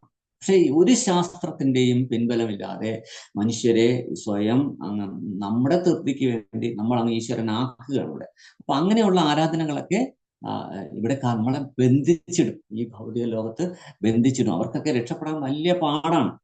അപ്പോ അതുകൊണ്ട് നമ്മൾ അങ്ങനെയുള്ള ഈവൻ ദേവാരാധന പോലും പാടില്ല എന്ന് പറയുന്നുണ്ട്. അപ്പോ എന്താണ്, ഇതൊന്നും യഥാർത്ഥത്തിൽ ആരാധനയെ അല്ല. സത്വഗുണത്തില് ദേവന്മാരെ, രാജസ സ്വഭാവികള് അസുരന്മാരെ, അല്ലെങ്കിൽ മനുഷ്യാവതാരങ്ങളെ, അല്ലെങ്കിൽ ഇപ്പൊ പണ്ട് ഹിറ്റ്ലർ ആരാധിച്ച ഒരു വിഭാഗത്തെ കുറിച്ച് കേട്ടിട്ടുണ്ട്. രണ്ടാം ലോക മഹായുദ്ധത്തിൽ അന്ന് ഈ യുദ്ധങ്ങളൊക്കെ വന്നപ്പോ ചിലർക്ക് പെട്ടെന്ന് കോടീശ്വരായി. അങ്ങനെയെന്ന് പറഞ്ഞാൽ ആഹാര സാധനങ്ങളൊക്കെ കിട്ടാതായി. അപ്പൊ അവൻ സ്റ്റോക്കുള്ളവനൊക്കെ കൊള്ളയടിക്കാൻ തുടങ്ങി. അപ്പൊ അങ്ങനെ വന്നപ്പോ ഈ ഹിറ്റ്ലർ കാരണം ഞാൻ കോടീശ്വരനായല്ലോ എന്ന് വിചാരിച്ച് ഹിറ്റ്ലറിന്റെ ഫോട്ടോ വെച്ച് ആരാധിക്കുന്ന ഉണ്ടായിരുന്നു അന്ന്, ഇപ്പോഴില്ല. അപ്പൊ അതുപോലെ ചില ആൾക്കാര് ഈ മനുഷ്യരെയൊക്കെ വെച്ച് ആരാധിക്കുന്നവരുണ്ട്. അതൊക്കെ നമ്മളെ ഇവിടെ ഈ ചങ്ങലയിൽ, ഈ ഭൗതിക ലോകത്തെ നമ്മളെ കെട്ടിയിടും. ഒരിക്കലും രക്ഷപ്പെട്ടു പോകാൻ പറ്റില്ല. പിന്നെ എന്തെങ്കിലും ഭക്തന്മാരുടെ കാരുണ്യം കൊണ്ട്, അവരുടെ കാരുണ്യത്താൽ നമ്മൾക്ക് അങ്ങനെ ഒരു ഭാഗ്യം കിട്ടണം, അല്ലെങ്കിൽ ഒരു ഗുരുവിനെ കിട്ടണം, എങ്കിൽ മാത്രമാണ് നമുക്ക് അത് കിട്ടത്തുള്ളൂ. അത് കുറെ സമയം എടുക്കും അങ്ങനെയുള്ളവർക്കൊക്കെ. ഇപ്പൊ യഥാർത്ഥത്തില് ഇപ്പൊ ഈ തമോ ഗുണക്കാര് ഭൂതപ്രേത പിശാചുക്കളെയൊക്കെ ആരാധിക്കുന്നവരുണ്ട്. അല്ലെങ്കിൽ ചിലർ കാട്ടിൽ പോയിട്ട് ഏതെങ്കിലും ഒരു മരത്തിൽ ഒരു പ്രേതത്തിനെ കണ്ടിട്ട് ആ മരത്തിനെ ആരാധിക്കുന്നവരുണ്ട്. പ്രകൃതി ശക്തികളെ ആരാധിക്കുന്നവരൊക്കെ ഉണ്ട്. ഇതൊക്കെ തമോ ഗുണത്തിലെ ആരാധനയാണ്. ശരിക്കും പറഞ്ഞാൽ ആരാധന എന്താണ്? സത്വം വിശുദ്ധം വസുദേവ ശബ്ദിതം ഭാഗവതത്തിൽ പറയുന്നുണ്ട്. ഭാഗവതം 4:3:23 പറയുന്നു. എന്താണ്? വിശുദ്ധ സത്വാവസ്ഥയിലുള്ളവർ വാസുദേവനെ ആരാധിക്കുന്നു. വാസുദേവൻ വെച്ചാൽ ഭഗവാൻ കൃഷ്ണനെ ആരാധിക്കുന്നു. അത് അത്രത്തോളം ഭാഗ്യം ചെയ്തവർ, അത്രത്തോളം മുൻജന്മങ്ങളിൽ സുഹൃതം ചെയ്തവർ, അത്രത്തോളം ഭക്തന്മാരുടെ കാരുണ്യം കിട്ടിയവർ, അത്രത്തോളം ഗുരുവിന്റെ കടാക്ഷം കിട്ടിയവർ, അങ്ങനെയുള്ളവർക്ക് മാത്രമാണ് യഥാർത്ഥ ആരാധനയിലേക്ക്, യഥാർത്ഥ ഭക്തിയിലേക്ക് ഉയർന്നു വരാൻ പറ്റത്തുള്ളൂ. അരൂപികളായിട്ടുള്ള അരൂപിയായ വിഷ്ണുവിനെ ആരാധിക്കുന്ന ബ്രഹ്മവാദികളുണ്ട്. അവർക്കും ഈ പറഞ്ഞ സത്വഗുണസ്ഥിതനായിരിക്കണം. അവരെങ്ങനെ ആരാധിച്ചോട്ടെ, പക്ഷെ അവർ സത്വഗുണത്തിലെങ്കിലും ആയിരിക്കണമെന്ന് നിർബന്ധമുണ്ട്. എങ്കിലും മാത്രമേ അവർക്ക് ഉയരാൻ പറ്റത്തുള്ളൂ. കാരണം ബ്രഹ്മം എന്ന് പറയുന്നത് ആത്യന്തികമായ ലക്ഷ്യമല്ല. ബ്രഹ്മത്തിൽ പോയാലും തിരിച്ചു വരാമെന്ന് ശാസ്ത്രം പറയുന്നുണ്ട്. അപ്പോൾ അവർക്ക് ഉയരണമെങ്കിൽ ഈ വിശുദ്ധ സത്യയിലേക്ക് അവരും പോകേണ്ടി വരും. എന്തായാലും സമയം അതിക്രമിച്ചു കൊണ്ടിരിക്കുന്നു. ഈ പുനർജന്മത്തെ കുറിച്ച് പറയുമ്പോൾ ഒരു കഥ കൂടി പറഞ്ഞ് ഞാൻ നിർത്താം. അത് നിങ്ങൾക്ക് ചിലർക്കൊക്കെ ഈ ഗ്രൂപ്പിലുള്ളവർക്ക് അറിയാമായിരിക്കും. ധൃതരാഷ്ട്രരുടെ കഥയാണ്. അത് എല്ലാവർക്കും മനസ്സിൽ തട്ടുന്ന ഒരു കഥയായിട്ട് ഞാൻ അതുകൂടി പറഞ്ഞു നിർത്താം. ധൃതരാഷ്ട്രർ മഹാഭാരത യുദ്ധം കഴിഞ്ഞിട്ട് എല്ലാ മക്കളും നശിച്ചു, എല്ലാ മക്കളും മരിച്ചു. അപ്പോ അങ്ങനെ ഭഗവാനെ കാണുമ്പോൾ പൊട്ടിക്കരയും അദ്ദേഹം. എനിക്ക് എന്റെ കർമ്മം ചെയ്യാനായിട്ട് പോലും എനിക്ക് ഒരു മകനെ കിട്ടിയില്ലല്ലോ, അതിന് മാത്രം എന്ത് കുറ്റമാണ്, എന്ത് പാപമാണ് ഞാൻ ചെയ്തത്? മക്കളിരിക്കെ മാതാപിതാക്കളെ ഇരിക്കെ മക്കൾ മരിച്ചു പോകുന്ന ഒരു അവസ്ഥ ഒന്ന് ആലോചിച്ച് നോക്കൂ വാസുദേവ, ഞാൻ എന്ത് കുറ്റമാണ് ചെയ്തത് എന്ന് പറഞ്ഞ് കരയും ഭഗവാന്റെ മുമ്പിൽ. അപ്പൊ ഭഗവാൻ ആശ്വസിപ്പിച്ചിട്ട് പറയും, അത് ഈ ജന്മത്തിൽ നീ ചെയ്ത പ്രവൃത്തി കൊണ്ടല്ല, മുൻ ജന്മത്തിൽ നീ ചെയ്ത പ്രവൃത്തി കൊണ്ടാണ്. ഏകദേശം ഒരു 50 ജന്മങ്ങൾക്ക് മുമ്പ് നീ ഒരു കാട്ടാളനായിരുന്നു. ആ സമയത്ത് നീ പക്ഷികളെ കെണിവെച്ച് പിടിക്കുന്ന ഒരു മനുഷ്യനായിരുന്നു. അന്ന് ഇങ്ങനെ നിന്റെ വലയിൽ കുടുങ്ങിയ ആ പക്ഷികളിൽ നിന്നും ഒരു പക്ഷി എങ്ങനെയോ രക്ഷപ്പെട്ടു. അങ്ങനെ ആ പക്ഷി രക്ഷപ്പെട്ടത്, ആ പക്ഷി അതിമനോഹരമായ ഒരു പക്ഷിയായിരുന്നു. അതിനെ നല്ല വില കിട്ടുമെന്ന് നിനക്ക് പ്രതീക്ഷ ഉണ്ടായിരുന്ന പക്ഷിയായിരുന്നു. ആ പക്ഷി രക്ഷപ്പെട്ടതിനോടുള്ള ആ ദേഷ്യം കാരണം അത്രയും പക്ഷികളെ നീ തീയിലിട്ട് കൊന്നു. ആ മഹാക്രൂര കൃത്യം ചെയ്തത് കൊണ്ടാണ് നീ ഇങ്ങനെ ഇപ്പോൾ ഈ പുത്രദുഃഖം അനുഭവിക്കേണ്ടി വന്നതെന്ന് പറയും. അപ്പോ ധൃതരാഷ്ട്ര ചോദിക്കും, അങ്ങനെയാണെങ്കിൽ അതിന് ഞാൻ ഇത്രയും 50 വർഷത്തിന് മുമ്പ് നടന്നതിന് ഇപ്പൊ എന്തിനാണ് ഞാൻ അനുഭവിക്കുന്നത്? അത് അന്ന് അനുഭവിച്ചാൽ പോരായിരുന്നോ അന്ന് ചോദിക്കും. അപ്പം പറയും, ഇല്ല, നിനക്ക് 50 വർഷം കൊണ്ട് നീ 100 പുത്രന്മാരെ നേടാനുള്ള ഒരു പുണ്യം ആർജിച്ചെടുക്കലാണ് ചെയ്തുകൊണ്ടിരുന്നത്. ഇപ്പോഴാണ്, ഈ ജന്മത്തിലാണ് നിനക്ക് ഈ പറയുന്ന 100 പുത്രന്മാരെ നിനക്ക് കിട്ടാനുള്ള പുണ്യം നിനക്ക് പൂർത്തിയായത്. അതുകൊണ്ട് നിനക്ക് ഈ ജന്മത്തിൽ പുത്രന്മാരുണ്ടായി. പക്ഷെ ആ ജന്മത്തിലെ കർമ്മം നിനക്ക് ഈ ജന്മത്തില് അനുഭവിക്കേണ്ട പുത്രദുഃഖമായിട്ട് അനുഭവിക്കേണ്ടി വന്നതാണ്. അതുകൊണ്ട് എല്ലാത്തിനും ഒരു കാരണമുണ്ട്. കാരണമില്ലാതെ ഇവിടെ ഒന്നും ഈ ലോകത്ത് സംഭവിക്കുന്നില്ല. അതുകൊണ്ട് ധൃതരാഷ്ട്ര, നീ സങ്കടപ്പെടാതിരിക്കൂ. മുൻജന്മ കർമ്മങ്ങൾ ചെയ്ത പാപങ്ങള് നമുക്ക് ദുഃഖങ്ങളായിട്ടും പുണ്യങ്ങൾ സന്തോഷങ്ങളായിട്ടും മാറുന്നതാണ്. അതിനെക്കുറിച്ച് ചിന്തിച്ച് വിഷമിക്കേണ്ട. ഈശ്വരപരമായ കാര്യങ്ങളിലേക്ക് നിന്റെ ശ്രദ്ധയെ കൊണ്ടുപോകുക, നിന്റെ ബോധത്തെ കൊണ്ടുപോകുക എന്ന് പറഞ്ഞ് ഭഗവാൻ ആശ്വസിപ്പിക്കുകയാണ് ചെയ്തത്. അപ്പോൾ എല്ലാ കർമ്മങ്ങളും നമ്മളെ ഇവിടെ ബന്ധിക്കുന്നു. അതിപ്പോ 50 വർഷത്തിന് മുമ്പ് നടന്നതായാലും 5 വർഷം മുമ്പ് നടന്നാലും അതൊന്നും ഇല്ലാണ്ടായി പോകില്ല. നമ്മൾ അനുഭവിച്ച് തന്നെ തീരണമെന്ന് പറഞ്ഞുകൊണ്ട് എല്ലാവരും നന്നായിട്ട് ജപിക്കണം, എല്ലാവരും നന്നായിട്ട് ഭഗവത് സേവനം ചെയ്യണം, എല്ലാവരും നന്നായിട്ട് ഭഗവത്ഗീത ഭാഗവതം പാരായണം ചെയ്യണം, എല്ലാവരും നല്ല ഭക്തന്മാരായിട്ട് മാറട്ടെ എന്ന് ആഗ്രഹിച്ചുകൊണ്ട് ഞാൻ ഇവിടെ നിർത്തുന്നു. എന്തേലും ചോദിക്കാനുണ്ടെങ്കിൽ നിങ്ങൾക്ക് ചോദിക്കാം. ഹരേ കൃഷ്ണ. ഹരേ കൃഷ്ണ പ്രഭുജി. പ്രണാം പ്രഭുജി. പ്രഭുജി, എനിക്ക് സബ്ജക്ട് ഭയങ്കര ഇഷ്ടമുള്ളതാണ്. ഞാൻ 2 ചോദ്യം ചോദിച്ചോട്ടെ. ഒന്ന്, എന്റെ അമ്മ മരിച്ചു, 2009 മരിച്ചു. ഞാൻ അന്ന് അബുദാബി വർക്ക് ചെയ്യാണ്. അപ്പൊ ഞാൻ ഡെസേർട്ട് പോലെ സ്ഥലത്തായിരുന്നു. അപ്പം ഈ റിസഷൻ ഉണ്ടല്ലോ, മറ്റേ സാമ്പത്തിക പ്രതിസന്ധി ഉള്ള സമയത്ത് കമ്പനിയിൽ ഒരുപാട് ആൾക്കാരെയൊക്കെ പറഞ്ഞു വിട്ട സമയമായിരുന്നു. അപ്പൊ ഞാൻ നൈറ്റ് ഡ്യൂട്ടി ആയിരുന്നു. അപ്പൊ ഞാൻ നൈറ്റ് ഡ്യൂട്ടി സമയത്ത് ഇങ്ങനെ ജപിച്ചുകൊണ്ടിരുന്നിട്ട് ഞാൻ മയങ്ങിപ്പോയ സമയത്ത് എന്റെ മുന്നിലൂടെ ഒരു സ്ട്രെച്ചസിൽ ഒരു വെള്ള തുണിയിട്ട ഒരു ബോഡി ഇങ്ങനെ തള്ളിക്കൊണ്ട് പോകുന്നു. ഹോസ്പിറ്റലാണ് കണ്ടത്. അന്ന് സന്ധ്യയ്ക്ക് എനിക്ക് കോൾ വന്നു, കൊല്ലത്തുനിന്ന് കോൾ വന്നു, അമ്മ നായസിൽ അഡ്മിറ്റ് ആണ്, സീരിയസ് ആണ്, 8:30 അമ്മ മരിച്ചുപോയി. അതൊരു ഇൻസിഡന്റ്. പിന്നെ രണ്ടാമത്തെ ഇൻസിഡന്റ് എന്ന് പറഞ്ഞാൽ, ഞാനിപ്പോ ഗുരുവായൂർ എറണാകുളത്തേക്ക് പോകായിരുന്നു. ഞാൻ വെളിയിൽ നിന്ന് ഭഗവാനെ തൊഴുതിട്ട് ഞാൻ തിരിച്ച് കുറച്ചുകൂടെ മുന്നോട്ട് പോയിട്ട് ഞാൻ അവിടെ വന്നിട്ട് വീണ്ടും തിരിച്ചു വന്നിട്ട് ഞാൻ മനസ്സിൽ പറയുകയാണ്, ഇന്ന് വൈകിട്ട് ഭഗവാനെ കാണാൻ പറ്റില്ലെങ്കിലോ, ഞാൻ മരിച്ചു പോയാലെന്നൊരു തോന്നൽ വന്നു. അങ്ങനെ ഞാൻ എറണാകുളത്ത് പോയിട്ട് തിരിച്ചു വരുന്ന വഴിക്ക് തൃശ്ശൂർ വന്നപ്പോഴത്തേക്ക് ഈ വെസ്റ്റ് ബംഗാളിലേക്ക് പോകുന്ന ട്രെയിനായിരുന്നു. അപ്പൊ നിറയെ ആൾക്കാർ ട്രെയിനിൽ കയറാൻ നിൽപ്പുണ്ടായിരുന്നു പ്ലാറ്റ്ഫോമിൽ. അപ്പൊ എനിക്ക് ഇറങ്ങാൻ സാധിക്കാത്തതുകൊണ്ട് ഞാൻ പാളം മുറിച്ചു കടക്കാൻ. അപ്പൊ അതൊരു ടേണിംഗ് ആണ് ആ ഇറങ്ങിയ സ്ഥലം. ഒരു ട്രെയിൻ പെട്ടെന്ന് കയറി വന്ന് പ്രഭു എന്നെ തട്ടില്ലെന്ന് പറഞ്ഞ് ഞാൻ എങ്ങനെയോ പ്ലാറ്റ്ഫോമിലോട്ട് ചാടി വീണു. എന്നെ പോലീസ് അവിടെ ഉണ്ടായിരുന്ന ഒരു SI കുറെ ചീത്ത പറഞ്ഞു, ഒരു RPFന്റെ. അങ്ങനെ എനിക്ക് ചില കാര്യങ്ങൾ മുൻകൂട്ടി കാണാൻ ഒരു ഹിന്റ് തരുന്നുണ്ട് പ്രഭുജി. അതെന്താ എനിക്ക് അറിയാൻ മനസ്സിലാവുന്നില്ല. അത് സ്വാഭാവികമായിട്ട് ഈ പറയുന്ന നമ്മുടെ പ്രത്യേകിച്ച് ആധ്യാത്മികമായിട്ട് ചിന്തകളുമായി നടക്കുന്നവർക്ക് ചില കാര്യങ്ങൾ ഭഗവാനായിട്ട് നമുക്ക് കൊണ്ട് തരും. അത് എനിക്ക് ഒത്തിരി അനുഭവങ്ങളുണ്ട്. ഞാനും ഈ പറഞ്ഞ പോലെ നമ്മൾ പറയുമ്പോൾ തള്ളായിട്ട് തോന്നും. അതുകൊണ്ട് ഞാനത് കൂടുതലൊന്നും പറയുന്നില്ല. എനിക്കും ഇതുപോലെയുള്ള ഇൻസിഡന്റുകൾ ഉണ്ടെന്ന് മാത്രം പറഞ്ഞാൽ അത്രേ ഉള്ളൂ. കാരണം ഞാൻ പറഞ്ഞു കഴിഞ്ഞാൽ ചിലപ്പം ചിലർ വിചാരിക്കും സ്വയം പൊങ്ങുകയാണെന്ന് വിചാരിക്കും. അപ്പൊ അതുകൊണ്ട് സ്വാഭാവികമാണ് ഇത്. ഈ പറയുന്ന അനുഭവങ്ങൾ എനിക്കും ഉണ്ടായിട്ടുണ്ട്. അത് നമ്മൾ നേർവഴിക്ക് ജീവിച്ചു പോകുന്നവർക്ക് അവരുടെ ഭാവിയിൽ ഉണ്ടാകാവുന്ന പല കാര്യങ്ങൾക്ക് നമ്മളെ മുൻകൂട്ടി ഭഗവാൻ ചില പോയിന്റുകൾ നമുക്ക് ഇട്ടുതരും, കാണാനും മനസ്സിലാക്കാനും ഒക്കെ.